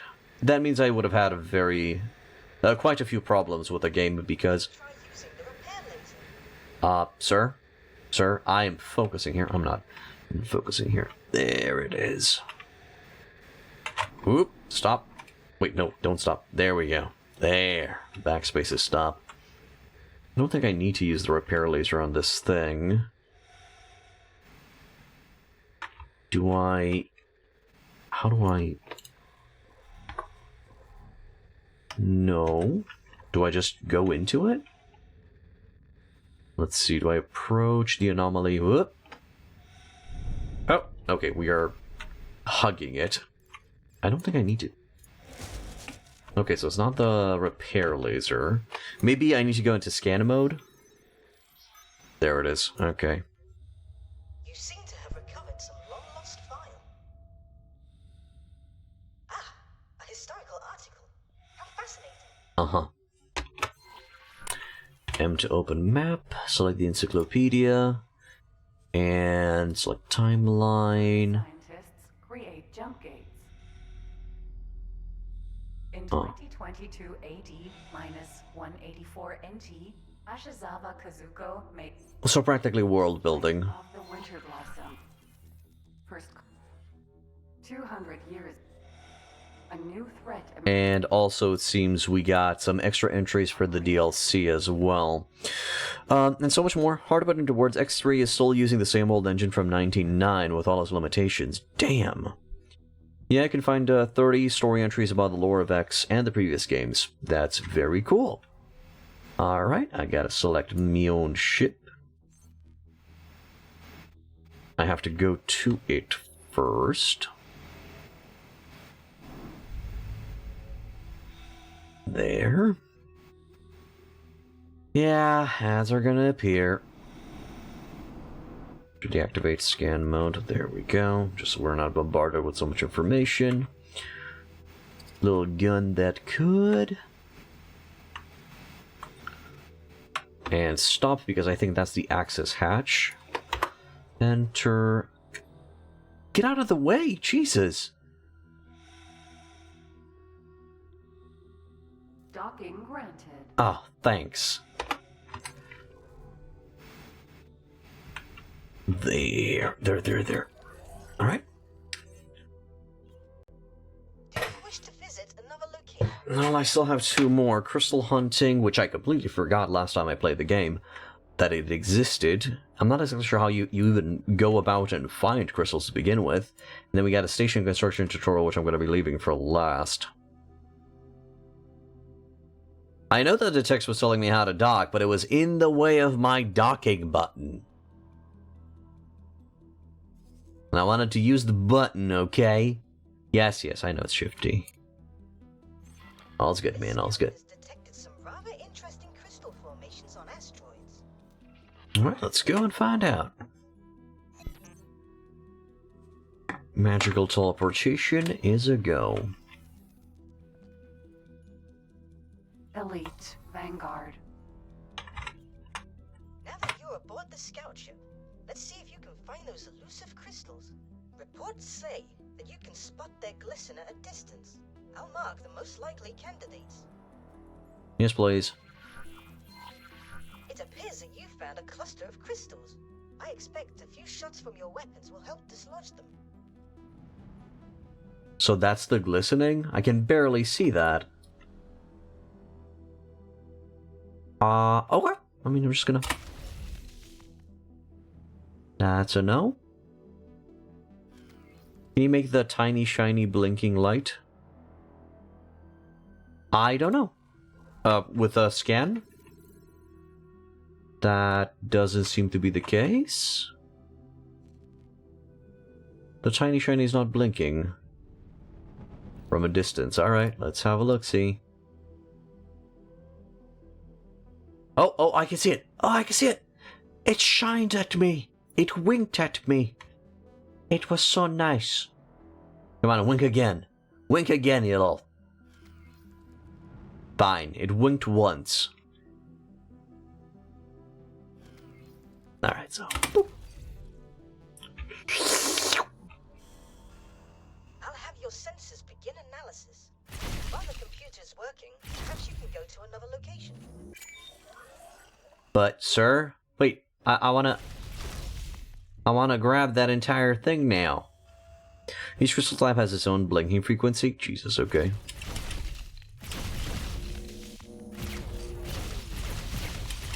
This should disappear eventually, right? Or does it have a limited resource? No, the only time you did crystal mining was for the achievement.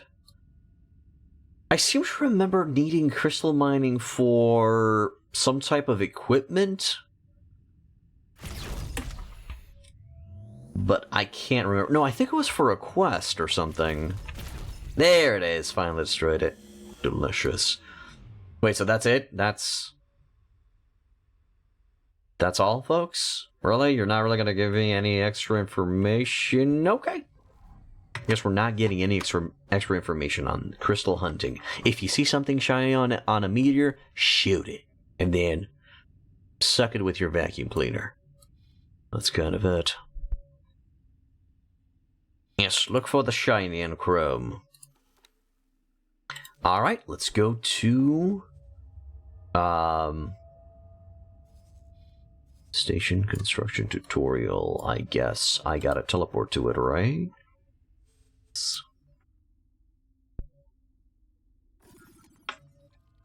Entering system. Sol. There are items in my inventory that are illegal. Not sure they're gonna get over it. I feel like I've done something wrong. How do I engage the, station construct... Oh, it's not the Mars headquarters, it's the ship. Is partway through expanding. There's the problem. There we go. Elite. Sit. Vanguard. Another elite Vanguard. Here you can see the many building drones at work. You are able to even edit the station design at any time. Select the station, then open the context menu. Alright. Quarters. Plan build. Oh, good lord. Oh, the rabbit hole. The rabbit hole of space station building. Okay, so if I remember correctly, those are... Yeah, those are large ship docks. And it's actually showing me the space required for said ships. Okay. I mean, it says that everything is okay. What does it want from me? Yeah, as I said, I played last year. I played this game last year in February, was the last time I played it. But it was only the base game at the time. This clearly is of Terran Federation design, or Terran Dominion. I'm not exactly sure what's the name of the faction. I mean, I'm sure if I select it, I'm going to be able to see. One day you just sat down and designed a blueprint for everything? Terran Protectorate. Yep, thank you. Yes, indeed, indeed. Well, practically, if I remember correctly, you could make a dedicated station that only does one thing, or you can just make a spaghetti station where it just does everything. Factory blueprint for everywhere? Uh-huh, okay. Interesting. Probably gonna have to check out a guide for that. So, video game, what do you want me to do? Do you just want me to watch the pretty little schematic? Is that it? So if you need something, just plop down the blueprint and done. That is pretty cool. Where do you actually add the blueprints? Other modules, defense modules. It's load plan? Ah, it's load plan. Beginning. Construction plan cannot be built due to unavailable blueprints. Uh-huh. Was I the one who created that? Beginning? I don't know. Clearly I misspelled that. If I was the one who did it. Turned disk defense platform, so most likely that is a platform that has a lot of weapon slots to it. Oh, these circles weren't there when I last played it, so I think it's going to be easier to rotate each component now, because, by God, was it hard to rotate last time I played. Okay, let's see. Build module, storage module. Storage module? What do you mean? Oh, right, okay. It's actually highlighting what I need to select. Yeah, the gizmo is new, and O is so nice. Oh, I can imagine, man, I can imagine. Before I go to the storage module, because clearly the station needs a storage module, let me see. Other modules, vertical, base 03, cross 01. So practically just to... These are connectors, if I remember correctly, just to expand in different directions. I think this is a... Oh no, that's a turn and administrative center. Interesting. But practically to expand up, down, left, right. Okay, cool. No access processing. Defense module. Okay, so in the defense module we got the administrative. Would award you imaginary star points for attaching it to the structure. But you are, of course, free to express your artistic virtuosity. Sir? Get off my back. Station modules can be free-floating or connected to other modules at certain snap points. Good. Now, fun fact, modules don't need to be connected to function. They can be free-floating somewhere, anywhere the station still works. Don't you actually need cargo drones for them to work? Or do they just have their own... The space station has its own shuttles that get generated? Also, regarding this fun fact, is there a... I mean, there could be a benefit for this. That's what the station traffic does. Okay. There could be a benefit for this. I could, for example, place a defense platform more towards the edge of the space station that should, in theory, intercept any enemies coming that way. Drones are for the ship station transfer. Okay. And cargo drones are just faster to transfer cargo. Okay. And it's only, and practically the cargo drones are only meant for large ships and not for stations, or? Alright, so where do I get information on this, for example? Oh my god, I gotta go into the encyclopedia. Oh Lord heaven above. Wait, but it doesn't tell me what it does. Turn and Industry Center.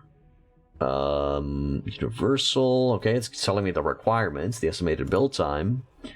And it knocked me out, okay. Plan build. Again. Cargo drones for large and extra large ships trade with stations. Okay. Admin module claims a sector, that's it.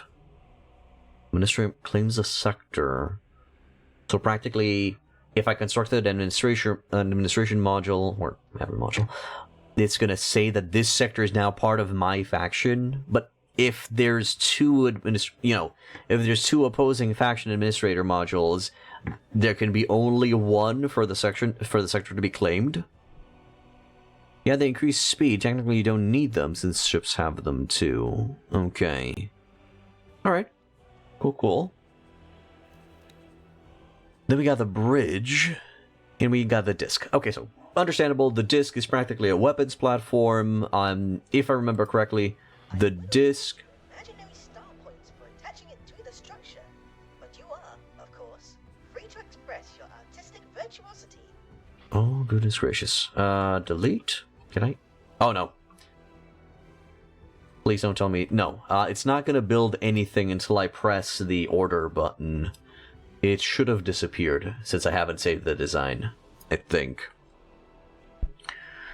Let's see. You need more than them. More admin stations. Oh, okay. So if you have more than the enemy admin numbers, then the sector is yours. Is there any benefit to having the sector in your name, or in your faction's name? The last one who has a admin module in the sector owns it. Okay. Okay, so no, it's not the one with the most, it's the one who has an admin center. Alright, that changes things. So, as I said, if I remember correctly, the disc is simply a weapons platform, and it has smaller slots that you can attach weapons to. The only last guy having an admin in its sector is the owner. Amount doesn't matter, it just stays contested. Okay, what's the benefit of having a sector under your control? Do you get any buffs or special stuff, or you just paint the sector red? You can have 99 admin modules versus 1 Terran. It stays Terran contested. Okay. And then when it comes to the bridge, I wonder if that is in charge of defensive stuff. Oh, no, never mind. Terran Bridge Defense Platform. It has 24 turrets, 12 shield generators, and 15 drone capacity. Huh, okay, that's something. I wish it would just take me back to this menu instead of needing to go all the way. 24, 12, 15. can't rotate the image either. If I press oh, can I press this to go no. Oh, I need to press it back twice. Okay, that took me back. That's nice, dear. Alright, then we got docking modules. One medium... So practically, what do the abbreviations in front mean, if I remember correctly? One medium dock and 6 small docks. Basic, luxury... one dock for large ships and extra large ships, one dock for extra large ships, and then the luxury dock with 4 mediums and 10 small. Damn, that's cool. It turns green. You can rename it. You can enforce police. Also allows you to control expansion of factions. If you're friendly with faction, they won't try to claim yours, allowing to create a buffer zone between 2 factions, for example. Alright, that's cool.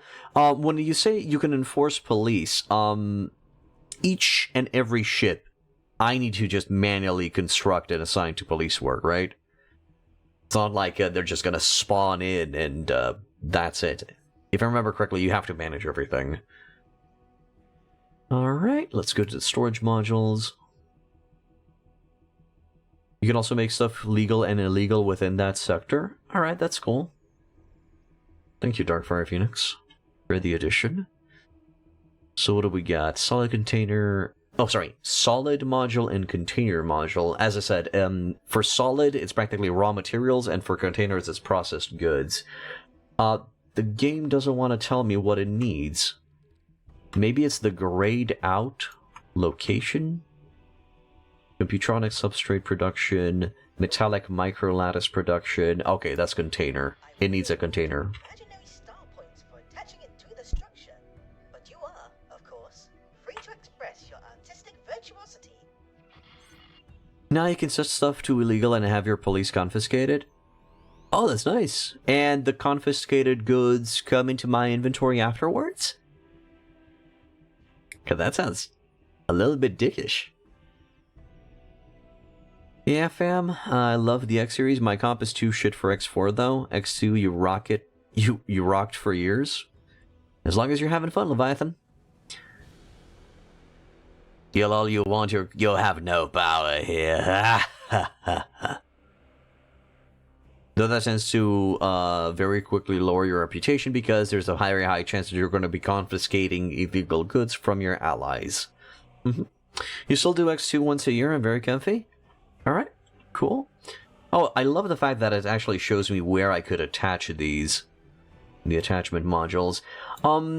Does it matter if they're in proximity of the production centers? Also, those are grayed out because they're under construction, maybe?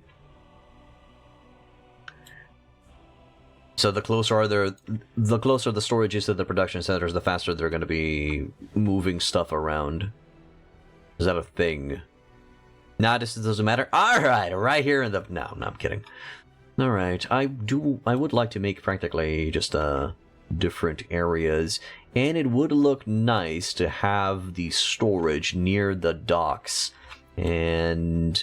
Well, actually, we have docks in both parts, so I guess I could just place it down here. That sounds good.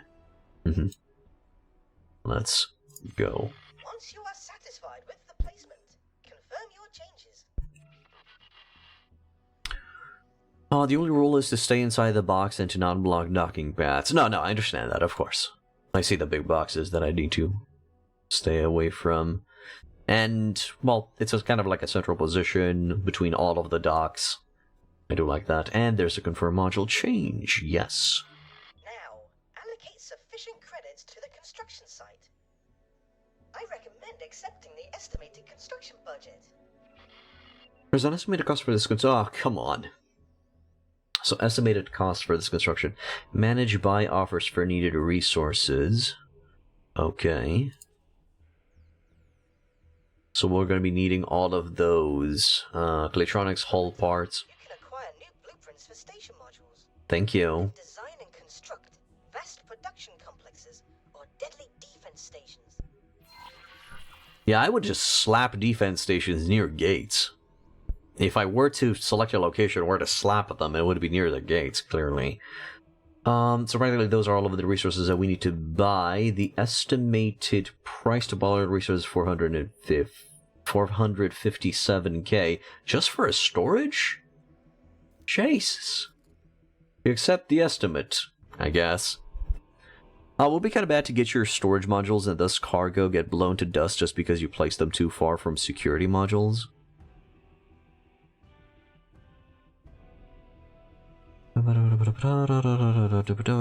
Well, I mean, practically the security modules are right there. There's 4 of them.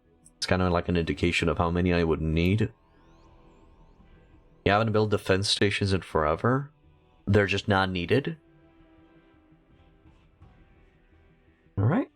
Close. Activate Set setup. station can take a while, but you are equipped with a singularity engine time accelerator. Zeta is a device which compresses your own bubble of space-time, allowing you to watch the universe speed by. Okay. Yeah, I'm gonna be activating that. Let me just check. Oh, they're under construction. That's why they were with yellow. Okay. Yeah, you use a bunch of frigates, can move them around the map, but it's hard to get the materials to build defense modules at the start of the game. So you practically just have a fleet of frigates that's doing patrolling to maintain security. Finding all the needed materials for the guns and shields is a pain, since those are only produced in low volume. You just spam a Mark 1 fighters. Okay. Oh, I love the fact that you can actually see in real time things being constructed. Oh, I don't think that was a thing. Was that a thing a year ago? Looky there, ladies and gentlemen. Little builder drones. A year ago, you would just slowly see it materialize, and once it's completely filled up, that means it's constructed. It was a thing from the start, I just don't remember seeing the little builder drones. That's very cool. Also, that's not the part that I've actually installed. Is it? I think it was down here. I already forgot. Okay, I'm just gonna back up. I don't think I can boost back. There we go. Alright, let's press Shift 4. We're observing the construction.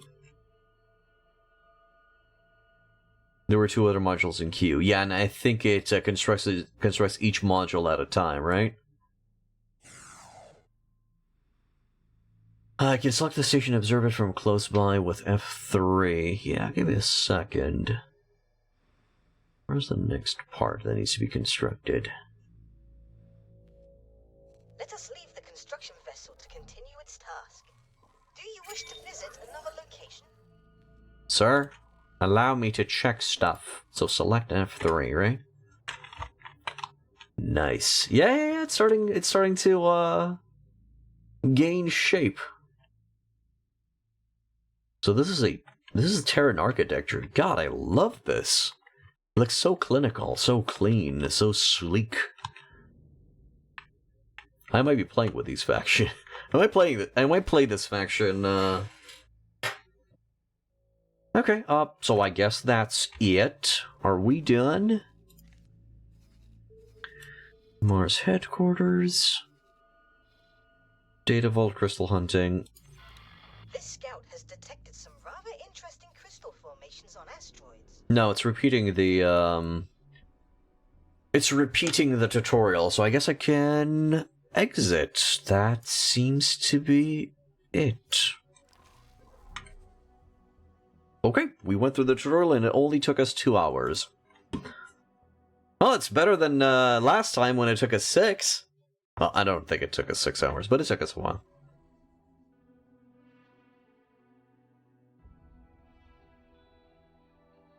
We can finally start the game.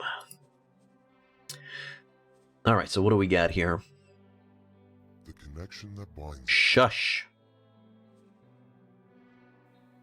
Even after everything that has struck over the last few decades, the Terran conflict, the Xenon, and the jump gates shut down, the Argon Federation has established itself as a key power in this new jump gate network.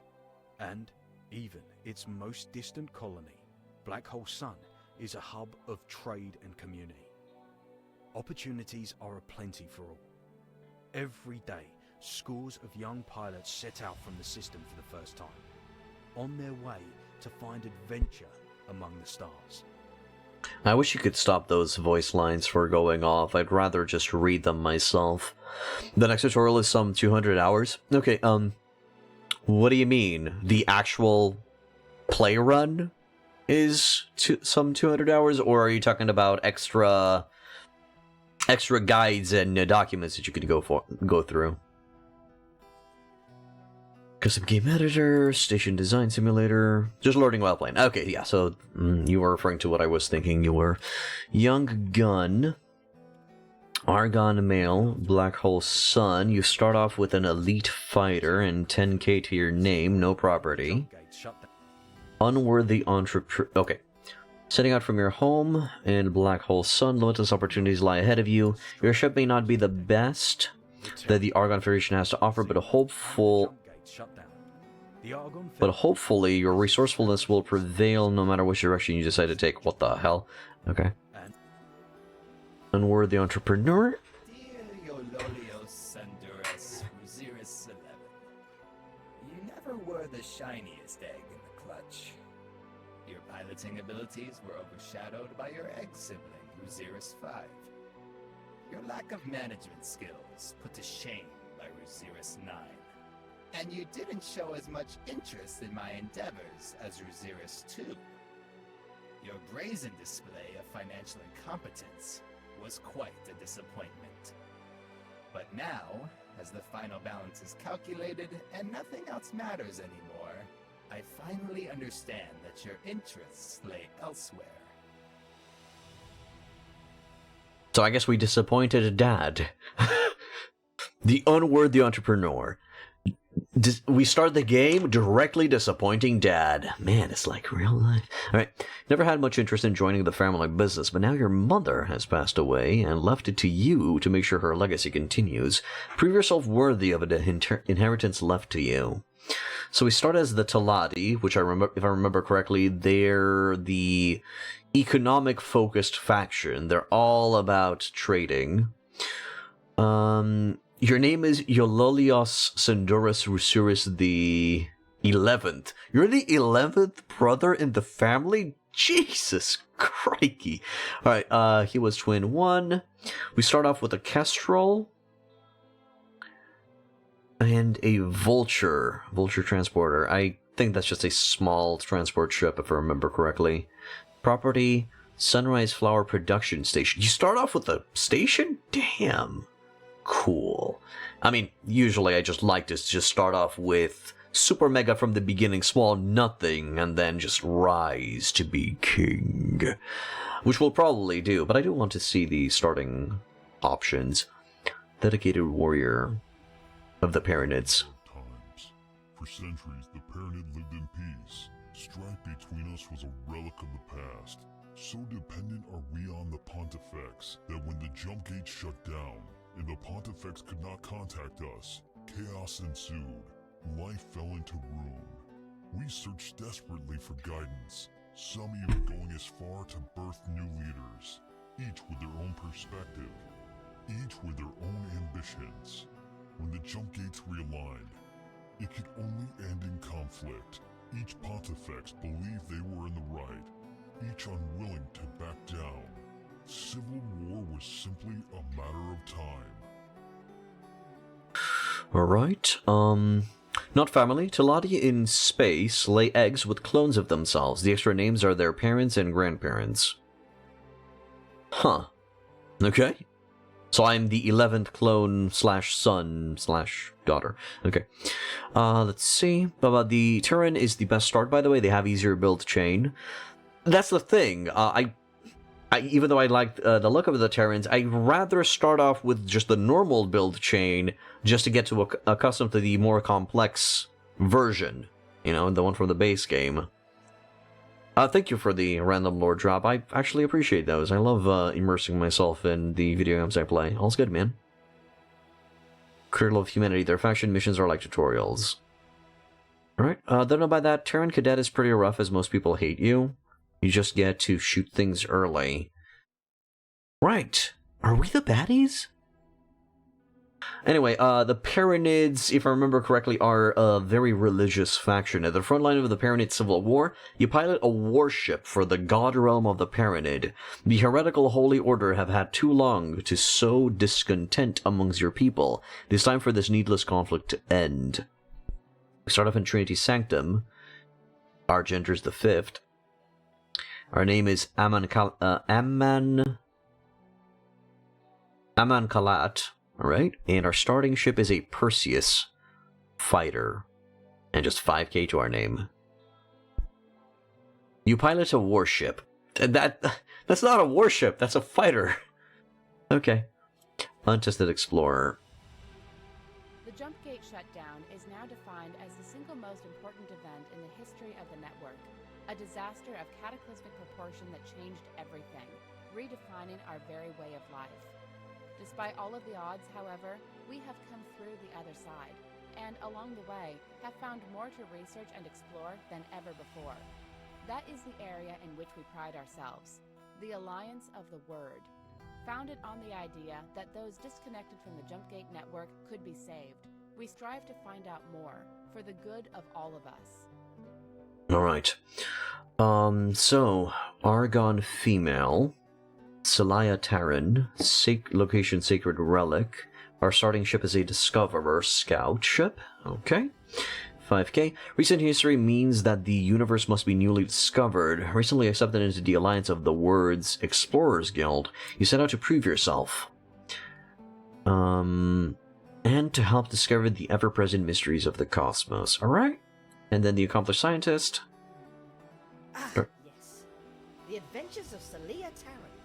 My most brilliant and distinguished subject. I mean assistant. From a young age, I dare presume. She yearned to explore the unknown and uncover the mysteries of our universe. Indeed, it may appear as if we had a lot in common back then.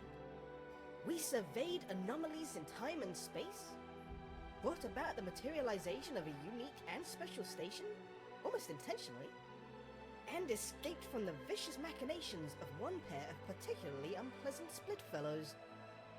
And that was only the start of the excitement. Wait, isn't that a description of the starting quest in Young Gun? Or I guess you just start up with that quest as well.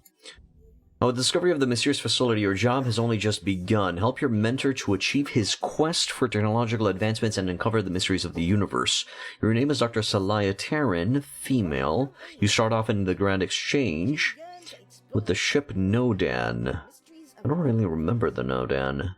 Okay. And you have the headquarters right off the bat. Okay, that's cool. Let me quickly check some of the DLC starts. They're just 8.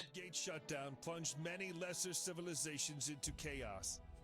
The Accomplished Scientist is the same as the Untested Explorer, but after getting the HQ, it's a bit of a quick start. That does seem to be the case. I mean, I guess it's a quick start for everybody, because I remember doing the Discovery of the Headquarters quest with the Young Gun as well. That's the normal HQ plot, available to all starts except Terran. With Kingdom End, though, that plot is removed and replaced with a different method of getting the HQ. Split is a nice start, you like it the most, but it's hard? Well, I actually, as I said, I've only have experience with Foundations, haven't played any of the DLC, so I'm just gonna quickly go through these, starters, and then we'll see where we go. The Great Jumpgate Shutdown plunged many lesser civilizations into chaos. As fringe families of the Ronkar Patriarchy started losing their sectors, Great Ronkar Tinkent, Patriarch of all Split, ignored his subjects' demands for relief. Instead, he chose to stay silent, arming himself against the inevitable rebellion. When the network ultimately unraveled, our people persevered. Liberated from cruel imperial taxation, we free families could finally rebuild our realms, each under the reign of our own patriarch. Now the gates have reconnected, and the oppression of old has returned. Zyarth, claiming to be Patriarch of all Split, is invading our realms to enrich himself on our economy and purge our identity. This the Free Patriarchs will not allow. The Free Families have have risen once more to revolt against the weak and unworthy Patriarch of Zyarth. Like many others, you answered the call to arms to shake off his feeble grasp. Today's the day of the decisive battle. So your name is Zeus Tfink. You're split. You started in the Fires of Defeat. And your starting ship is a Jaguar. Okay, and the Spear of the Patriarch. While Patriarch Ronkar failed his subjects, Patriarch Zyarth made a name for himself fighting the Xenon. When the jump gate shut down disconnected the realms, Zyarth the Provident prevented the split families around him from drifting apart. After the gate realigned, Zyarth the Undying had outlived all but wrecked TKR from the Patriarchs of old. Now it is time to pick up the shards of Ronkar's empire and follow the Turok's steps as High Patriarch Zyarth shall unify all split once again. We will welcome them all, outcast, exiles, and even the accursed, back into split society. So practically there's a split civil war, and the two starting options will decide on which side of the civil war you are. So you can either be with the free families or with this Zyarth boy. Word has it that the fallen families have forgotten themselves and are foolishly rising up against the benevolence of the Patriarch of all split. You are dispatched with the expeditionary fleet to teach these miserable creatures a lesson, so they may one day willingly accept their rightful place in the mightiest of civilizations. Alright, you are Rail Tnuru. You're in an Asp. Okay. They each also have a special challenge mission. Practically a story mission. Then you got the Cradle of Humanity.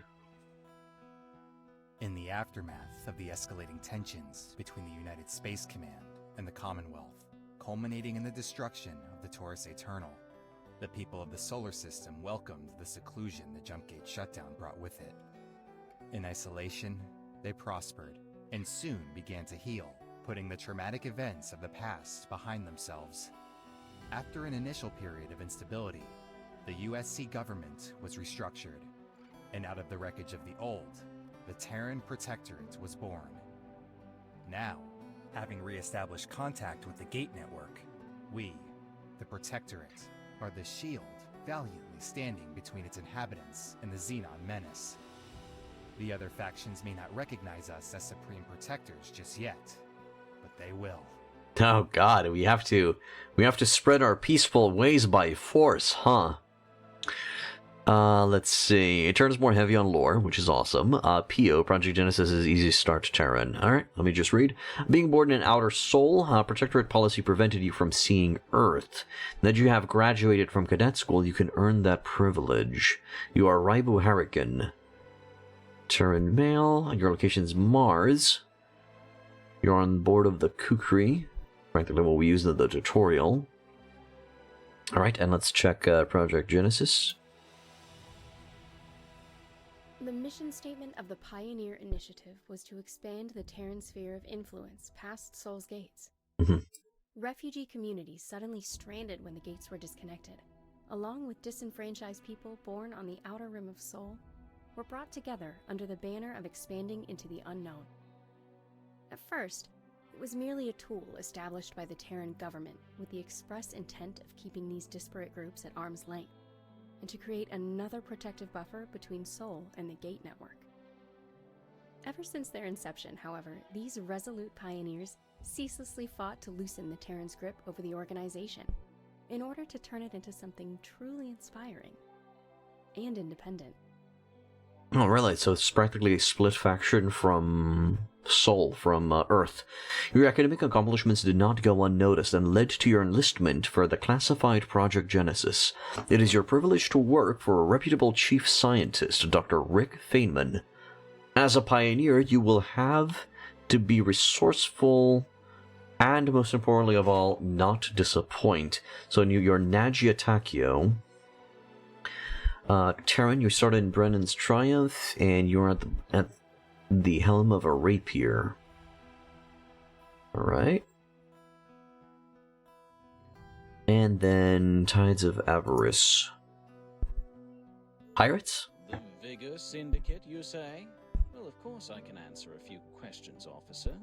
Protectors of Windfall, they call themselves, and their protection is something that upstanding business people tend to pay good credit for. Nothing in the system happens without their knowledge. Any transaction, physical or virtual, that passes through, it's safe to assume they know about it. There is no money laundering that I'm aware of at the present time, no. Large-scale financial transfers, yes, but they're for the most part limited to generous loans to the needy over an avarice.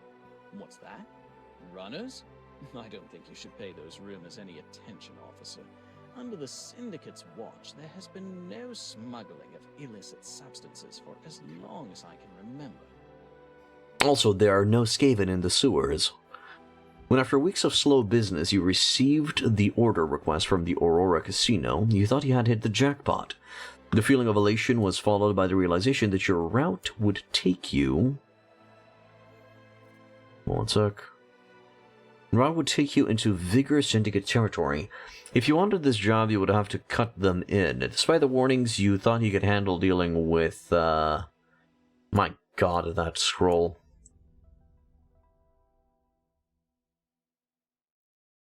Despite the warnings, you thought you could handle dealing with what you believe to be just a bunch of goons, but now, accompanied by heavily armed Syndicate enforcers, you're not so sure anymore. So practically, it's a Argon male, Argon female, okay. Windfall 4, Aurora's Dream. At the board of the rally, a freighter. Okay, so Tides of Avarice.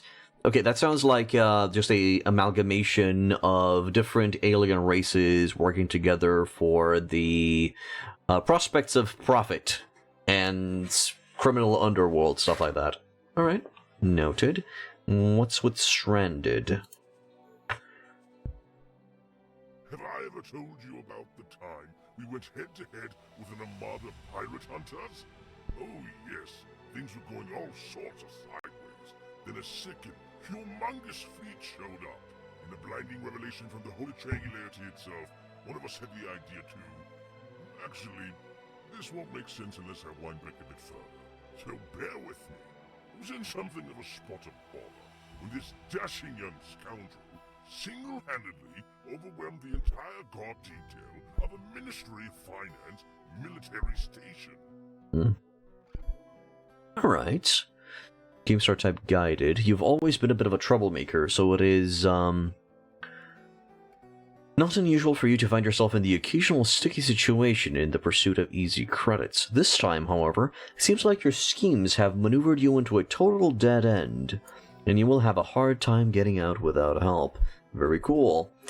Necrophilius, Superstar Forge, The Wooden Man, PV Reset, thank you for becoming followers, guys. Welcome to Hitpoint In.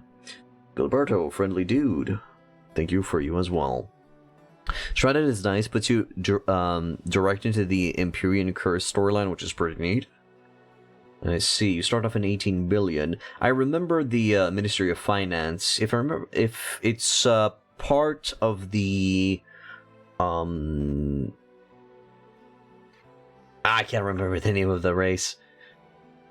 As part of the economic guys that I mentioned before, the unworthy entrepreneur guys, the Talati, right? And you're at the helm of a kid. Alright, Kajar, have a good one, man. Thank you for the help. Now, Kingdoms and the final DLC. The connection that binds us as an interstellar community is fragile, even tenuous. Nothing has proved that more than the Jumpgate shutdown and the resultant turmoil. As the Alliance of the Word, we strive to strengthen the bond between the peoples inhabiting our galaxy, and you too shall do your part. Who are these guys? The latest series of gate activations has reconnected large parts of the network, but despite our scientific community's best efforts, many more systems remain separated. Thanks to limited communication with Kingdom End, we have been able to surmise that our scientists are not the only ones working on forcing a connection. And now a dormant gate in Heretic's End is displaying signs of imminent activity. The inhabitants of the network are observing these proceedings with bated breath, hoping for the resurgence of their Boron allies. As part of the Alliance of the Words expedition, you have been granted a front row seat. We are Nobu Johansson, or Johansson, in Morningstar 3 at the helm of a Discoverer. Alright. I think this is when they introduced scrap factories, so you process scrap instead of normal build chain. Oh, okay. And then the Queen's Herald. Oh. Successful connection of the Kingdom End jump gate. We are once again reunited with at least some of our lost kin. A great rift within our people can now begin to heal. But our systems, once drifting in the dark, now also connect to the Commonwealth. Diplomatic relations must be established with its peoples, old and new. For this task, your queen calls upon you, her heralds. I see. This game skips the story about the discovery of the Boron. With the Kingdom End jump gate open once again, the Queendom of Boron is now reconnected to the Commonwealth. Your queen, Polyphetes, calls upon her heralds to voyage out and rebuild relations with its people.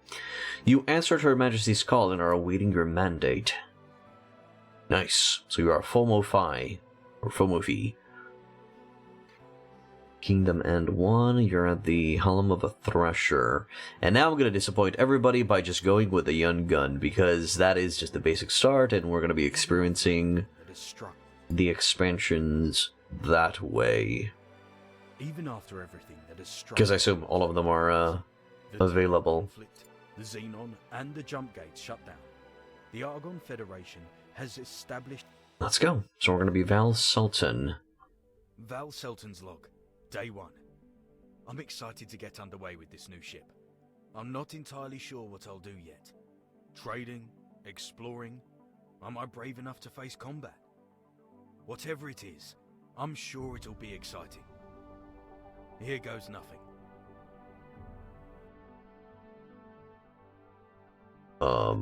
Okay. So is this a loading screen or did the game bug out? No, okay. First they ignore you, then they laugh at you, then they fight you, then you win. Mahatma Gandhi. Ancient Zion. Gameplay now.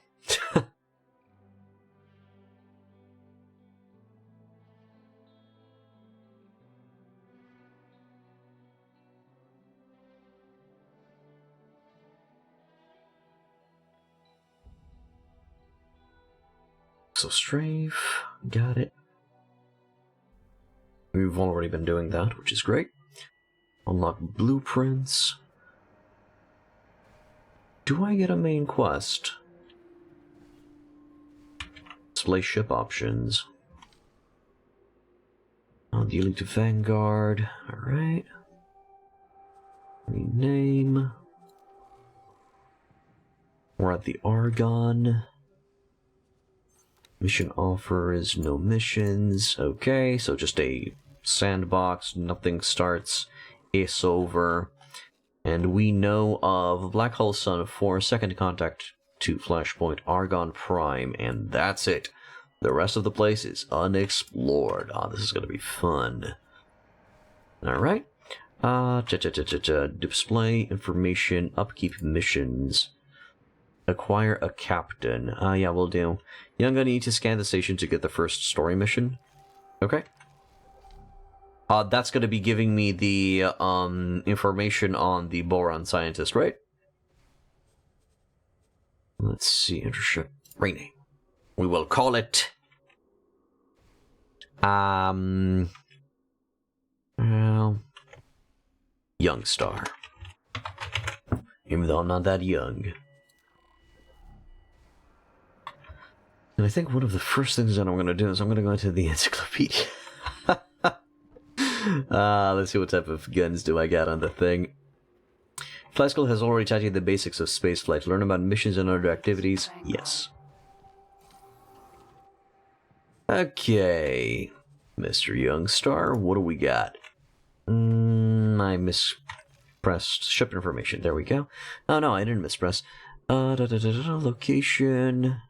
Lead Vanguard Argon Federation ship type fighter. The smallest, most spoofy little thing. Right. Retired from service. There's the encyclopedia. Now I grind. Indeed. To be honest, I don't necessarily know what to grind first. I'll figure it out. I'm probably going to try to do some quests. I think the best thing to do is just go hit the highway and explore and see exactly what sectors are connected to what. Argon Prime. Alright. So those are the sectors. This is the Humies. The Antiguan Republic, which is part of the which is allied with the Argon Federation. I never really understood why there were two separate factions for each race. Delati Company. Okay, these are the only ones that I know of as of yet, right? Oh lord, yeah, I don't really need to go through those. Station modules, practically, I think what I have unlocked. Yes, indeed. Practically want to go to ships. Because if I remember correctly, the encyclopedia is not filled out. If you play the Terran storyline, you'll learn why. Okay. I think I literally have to see the ship or the part or the everything for the encyclopedia to get filled out. So I don't think I'm going to be seeing all of the ships. It's only the ones that I know of. Sword and military is going to give me a list with all of the weapons that I know of. Okay. And then the equipment, it's only what I have equipped on the ship because I haven't entered the shop yet. Make them all red for now. And then the blueprints that I have owned. Okay. What type of blueprints do I have for nope. Unknown. So it seems I'm going to be needing blueprints to create ships if I have a shipwright. Got it. Let me go to ships real quick and just get reaccustomed to... Oh, the Elite Vanguard. It's just this little hunk of...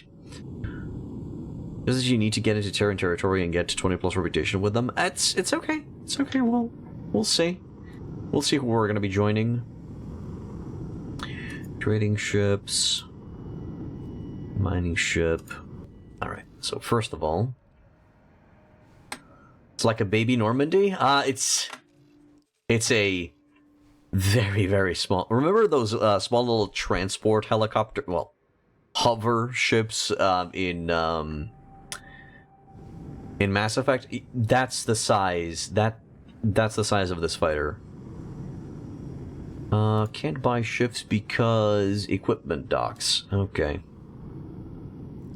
Alright, let's undock first. If I remember correctly, the best scouting ship is, if I remember correctly, over at the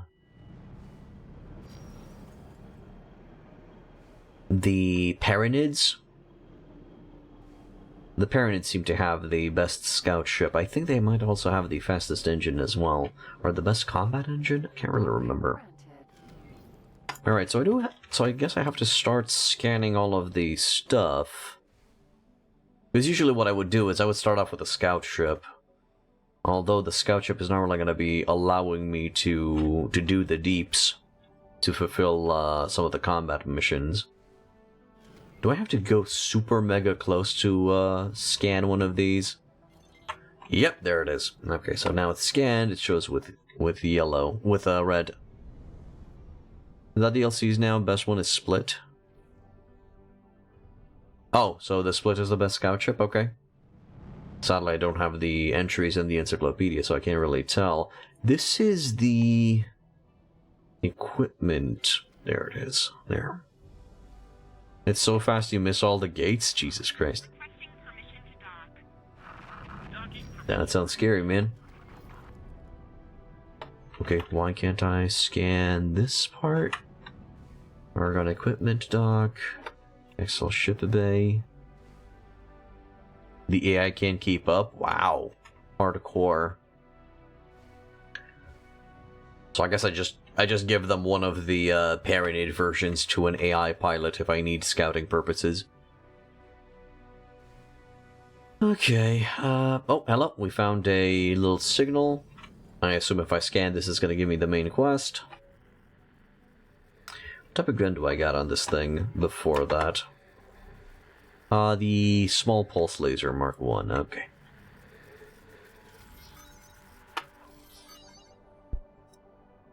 Commission unlocked. Power deficit. Valid for 35 hours.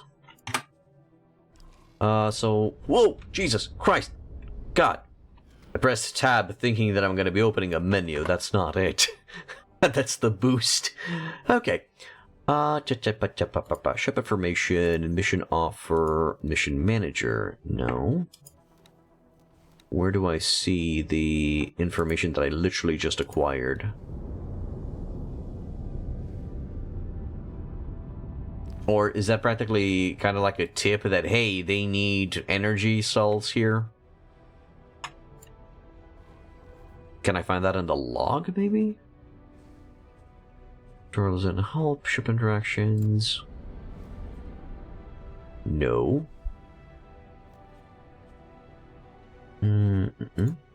Map. Legend. Later. Information. Later? Player info? Okay. Player info logbook, right? Commission unlocked. Power deficit level very small. Offered by ARG. Valid for 35 hours 1 minute ago. Antigua Republican Mounted Defense and Second Contact. Flight School, alright.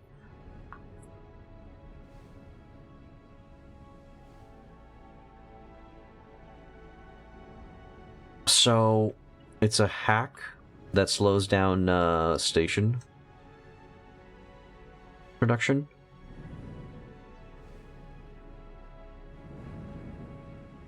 Okay, and how do I accept it, or how do I take this opportunity? Spacesuit upgrades modifications. I thought it would be in the mission section. It's auto.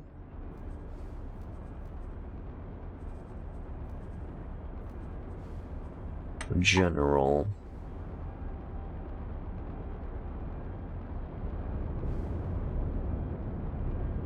Okay, that means if I go to my ship interaction, map, mission manager, I only have this one, and there are no mission offers. Need to acquire a captain for the Elite Vanguard. Someday. Alright, let's scan something else. Where do we go? There must be some extra stuff here that I can check.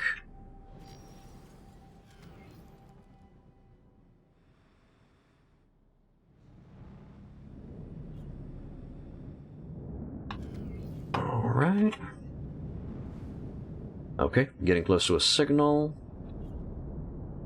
Let's have a look-see. So this is a part of the game. You can unlock small advantages randomly by scanning anomalies next to the station. Oh, so that's practically just a small advantage that I get for 35 hours. Okay, let me see if I understand this. So that means... What is this, power deficit? Does that mean that they buy my energy cells for a better price, maybe? There's another anomaly. One moment, please. I need assistance. If you are receiving this transmission, my plan is working. Now, I just need to dial in the heretic's end coordinates and... Oh, I must go now. My captors will soon return, and there is so much more to prepare. Alright. I guess I received a message. Collaborative Expedition Notice. From the Alliance of the Word Coordination Center, automated message. The Alliance of the Word has recently become aware of an imminent jump gate activation in Heretic's End. Not only is this an exceptional opportunity to study the jump gate's mechanisms up close, but thanks to our communication with Kingdom End, we have reason to expect that we may make contact with the Boron Queendom upon activation. Oh, okay, so this faction will not be active within our game until we do this quest. Or at least that's what I'm understanding. As a diplomatic center for galactic collaboration and scientific progress, we extend an open invitation to anyone who wishes to join our expedition. Since we cannot anticipate what we might be faced with on the other side of the gate, we're primarily looking for flexible pilots with scouting experience. Monisisas uses Yoyunis V, Head of Communication Office, Alliance of the Word, Unknown Object. Okay. We read it. So that means set guidance, so I can follow that. Cool. Now we got mission offers, mission manager, still nothing. There's another signal. This general direction, stop, turn around.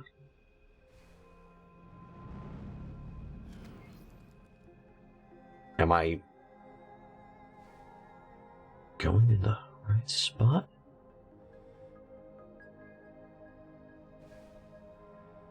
Alright, this general area.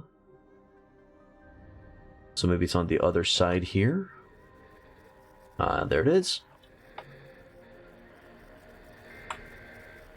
Where are you?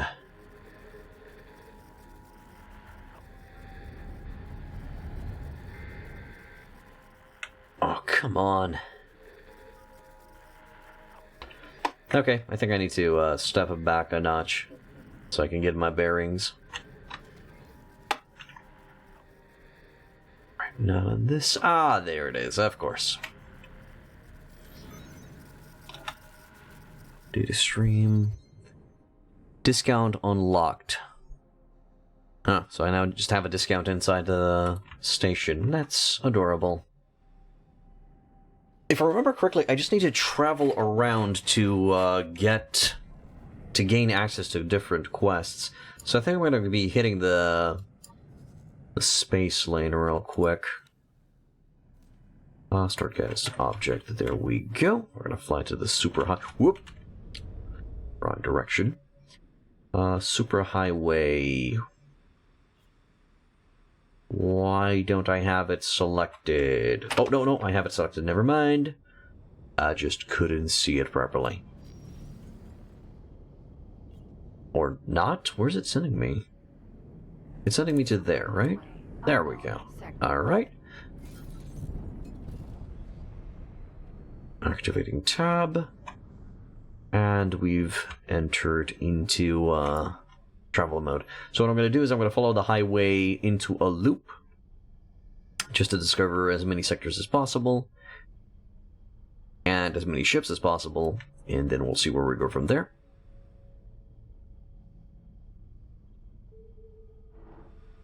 And I'm going to fulfill a plan. Come up with a plan, practically. Alright. Oh, whew. Thought I'm gonna crash. Entering Black Hole Sun 5. Wait, that was just a jump. That was not really a highway. I think the highway is in second contact. Yeah, I went the other way. Right, this is disabled.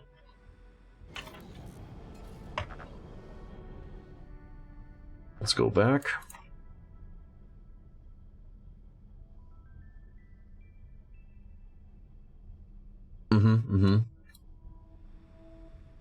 Superhighway, Behemoth, Minotaur, Cerberus, Vanguard.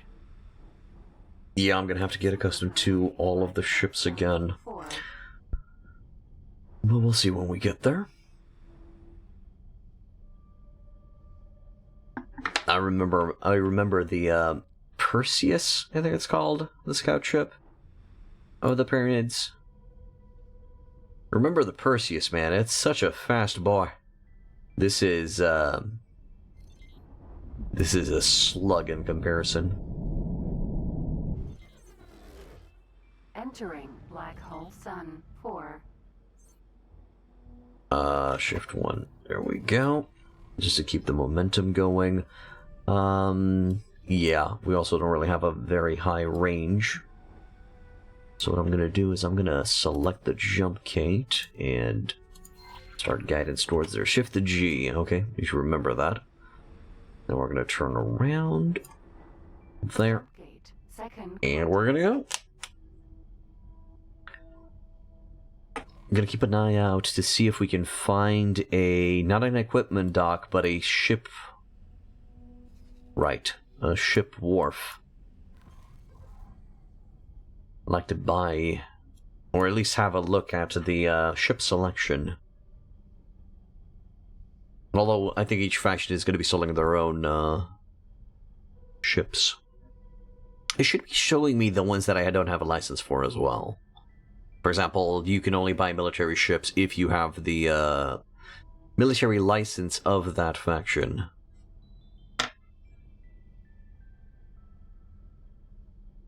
Can you get away with just having a pulse laser, just having a pew-pew type of gun? Currently, just having a pulse laser here. I'm gonna have, yeah, actually, I'm gonna have to look a little bit at the weaponry selection. You see all ships but won't see weapons. Yeah, because the weapons are at the equipment dock.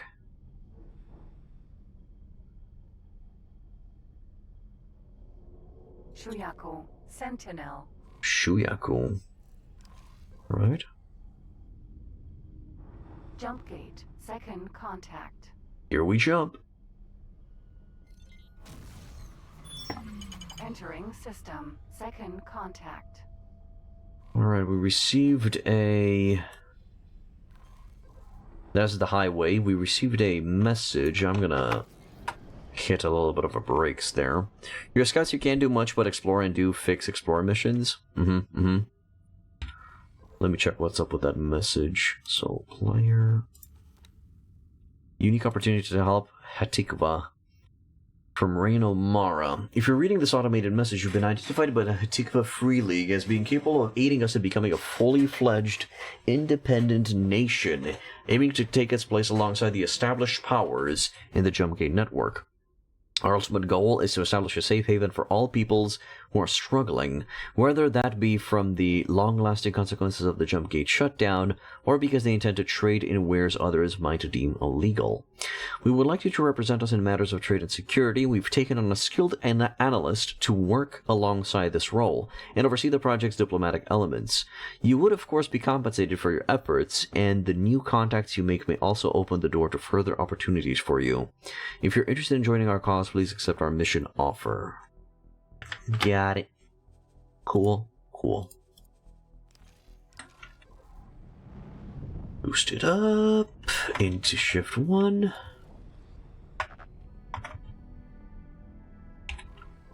There. That's my shield because I've boosted. Good. I want to go near the Nomad, Sentinel. Near the highway and just do a quick cycle.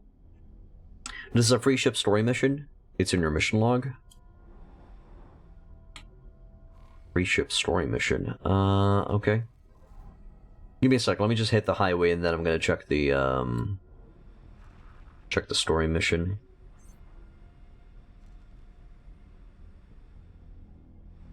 Detected something nearby. And stop. I think I should be safe on the highway if I remember correctly. Oh, hello. Speaking of. Sentinel.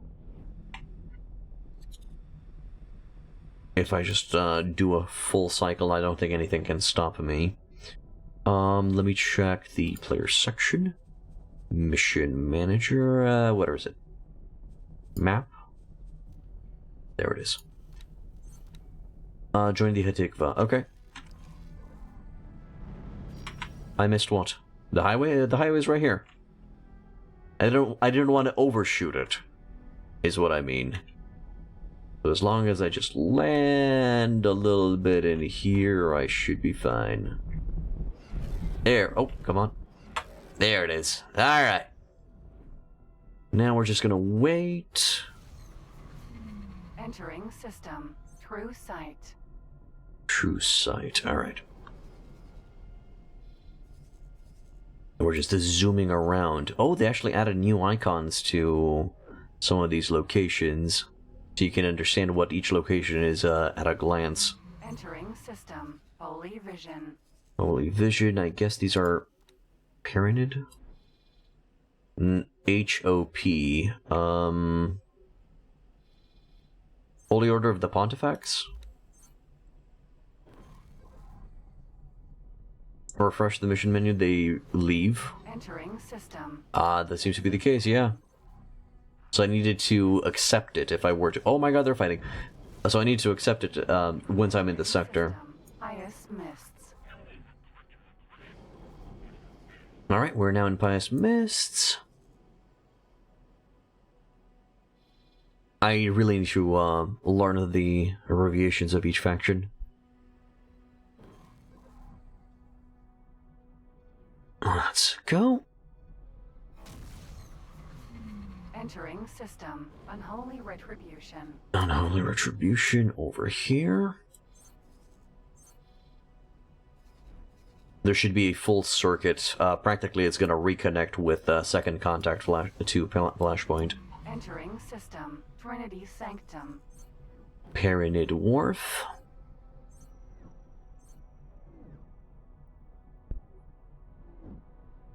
Over at Pyramid Sanctum. Entering system. Bright Promise. Got it. I have the wrong tab selected at the top. Yeah, I know, it's the mission offer. Entering system. Profit Center Alpha. It's still here. Station engineer needed. We're looking for experienced people. Acquire station engineer.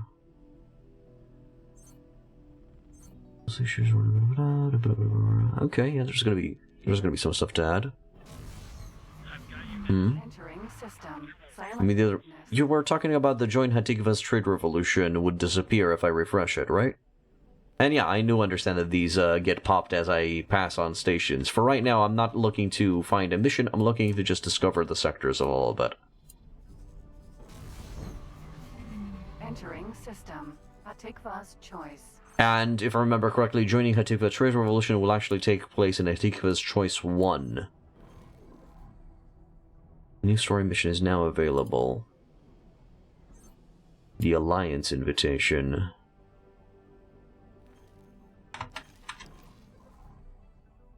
Alright. And I should be reaching...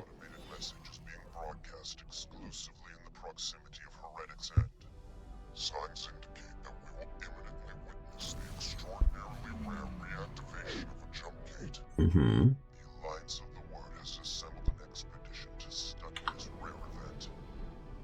A reactivation, able to be investigated scientifically, is an exceedingly uncommon opportunity. You are welcome to join us. Alright. I wonder which one, join the Alliance forces at any inactive gate, attending a jump gate investigation. Which one is going to be... Which part of the which DLC is this one from?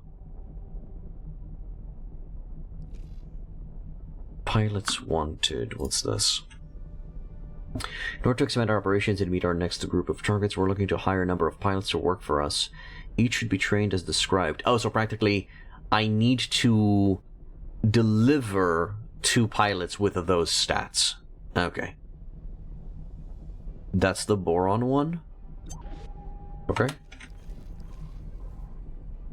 Alright, enemies are passing us as well. Okay, let's go to the Argon shipyard real quick. Our guidance object.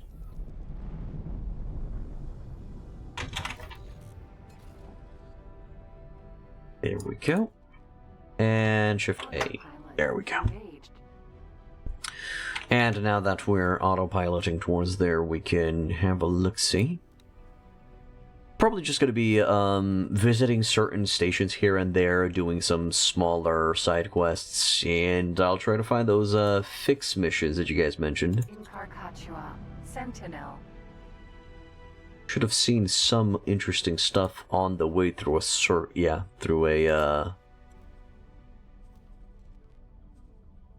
quick cycle. Behemoth Vanguard. Ship size L. Okay. Nomad Sentinel. Striking what? Excuse me? Excuse me? Who's fighting what? Hopefully nobody. Not near me, at least. But no, the universe is doing its own thing. It's currently fighting the Xenon, if I remember correctly, which are just rampant AI that wish to destroy us all. Or assimilate us, in a weird way, probably. Autopilot disengaged.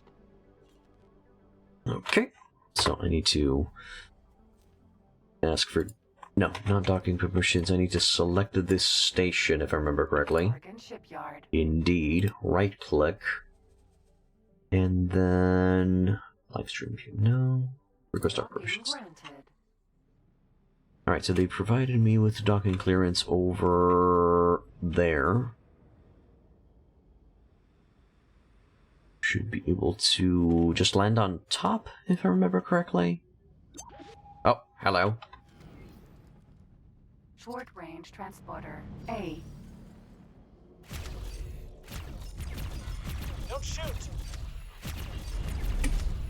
Clearly, you're red, thus we must shoot thee. It is the way. And then I can just suck this with O. Inventory items are small things you can carry with you or as cargo stored in your ship. Okay, so I guess I found something that I can access from the player info inventory. So we got a magiclet. Type of jewelry. Base price 1,200, total price 10k. Practically those are just bad guys that are running away from the local station police. That would be the idea, and what I did there is I assisted the police by making them disappear. Thanks for your help. There you go. Yay! We gained some reputation with these dudes. Easy money. Alright, so there's going to be our docking permission. Stop. Right. Down.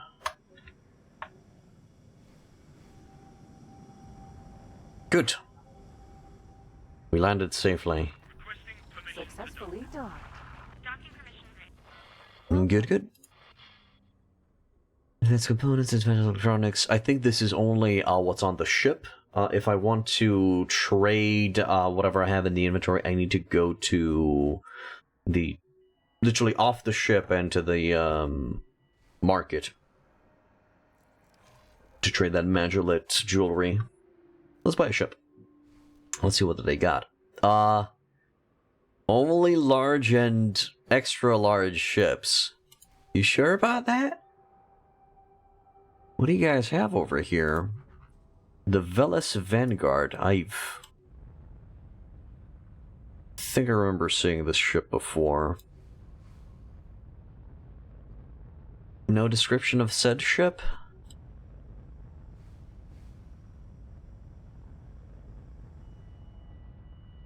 Okay, ship type, something? Freighter. Ah, there we go. It's in the name. Okay, so the Veles Vanguard freighter ship. The Sonra Vanguard freighter. Not a bad looking boy. The Shuyaku. The Mokosi. Okay, so just the rename of the Veles. Oh, no, there's a little bit of a difference. The Incarcatura Vanguard. Magnetar mineral. Interesting. Magnetar gas. Different type of container. And then the Behemoth Vanguard requires a Federation capital ship license. Yeah, probably never going to be flying one of these. Let me believe. And then the extra large are the Mammoth Vanguard B what? Mammoth Vanguard Behemoth, I guess? What is this thing?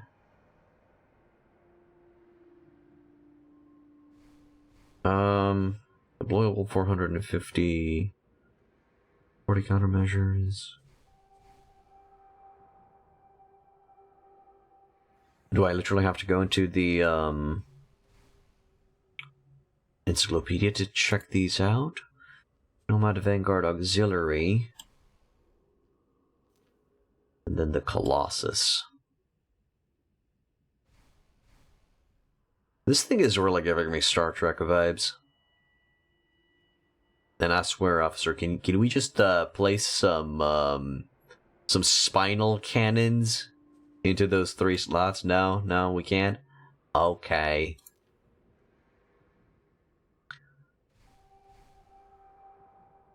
I think the Mammoth Vanguard Behemoth is this in particular is the builder ship. This is the one that you utilize to just build space stations. Loadout, high-end loadout. Looks good. So this would cost me... I have 10k. This would just cost me 23 million. Wait, what did it be? No, it would be, no, that would be the crewman as well. Where's the total amount of money needed for this thing? No, that would be it. The 23 million credits just to have the build ship. Now the thing is, if I remember correctly, you can actually borrow build ships. So you can literally rent out a builder ship from one of the major factions, which is kind of cool.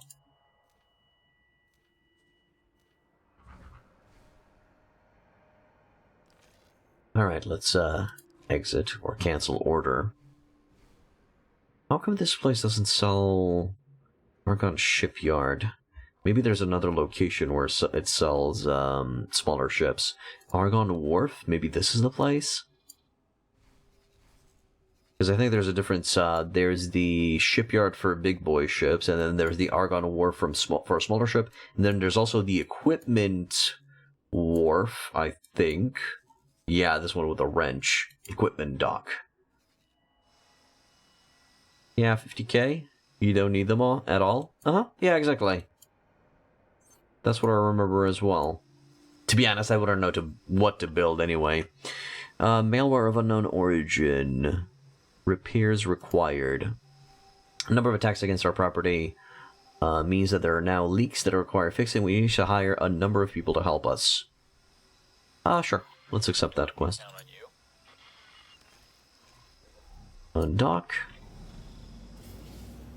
Yeah, worth a small and medium? Alright, let's try to do that quest. Repair leakage. I think I have to step outside of the ship to repair. If I remember correctly. Whoop. Oh, we just blast it. Just blast it. Shift D? No. Get up. Control D. Close enough. Alright, so EFF. Use space. Sit. Hopefully I have a repair I do have a repair tool. I do not have a laser pistol. Okay, that's something that I need to acquire. Alright, let's go there. Am I not aiming at it properly? There we go. Alright, that's one. Wonder if these missions are timed. Thank you. We're just a small freelancer boy that's doing odd jobs. That's our humble beginning. There we go. Back on the ship. Take command. We're gonna look at the other little doohickey next. 3.4 kilometers over here. Using a little bit of that shield juice to get in position. There's a signal leak which could contain a mission offer. Oh, hello? Is he close enough to get smushed? Transporter A.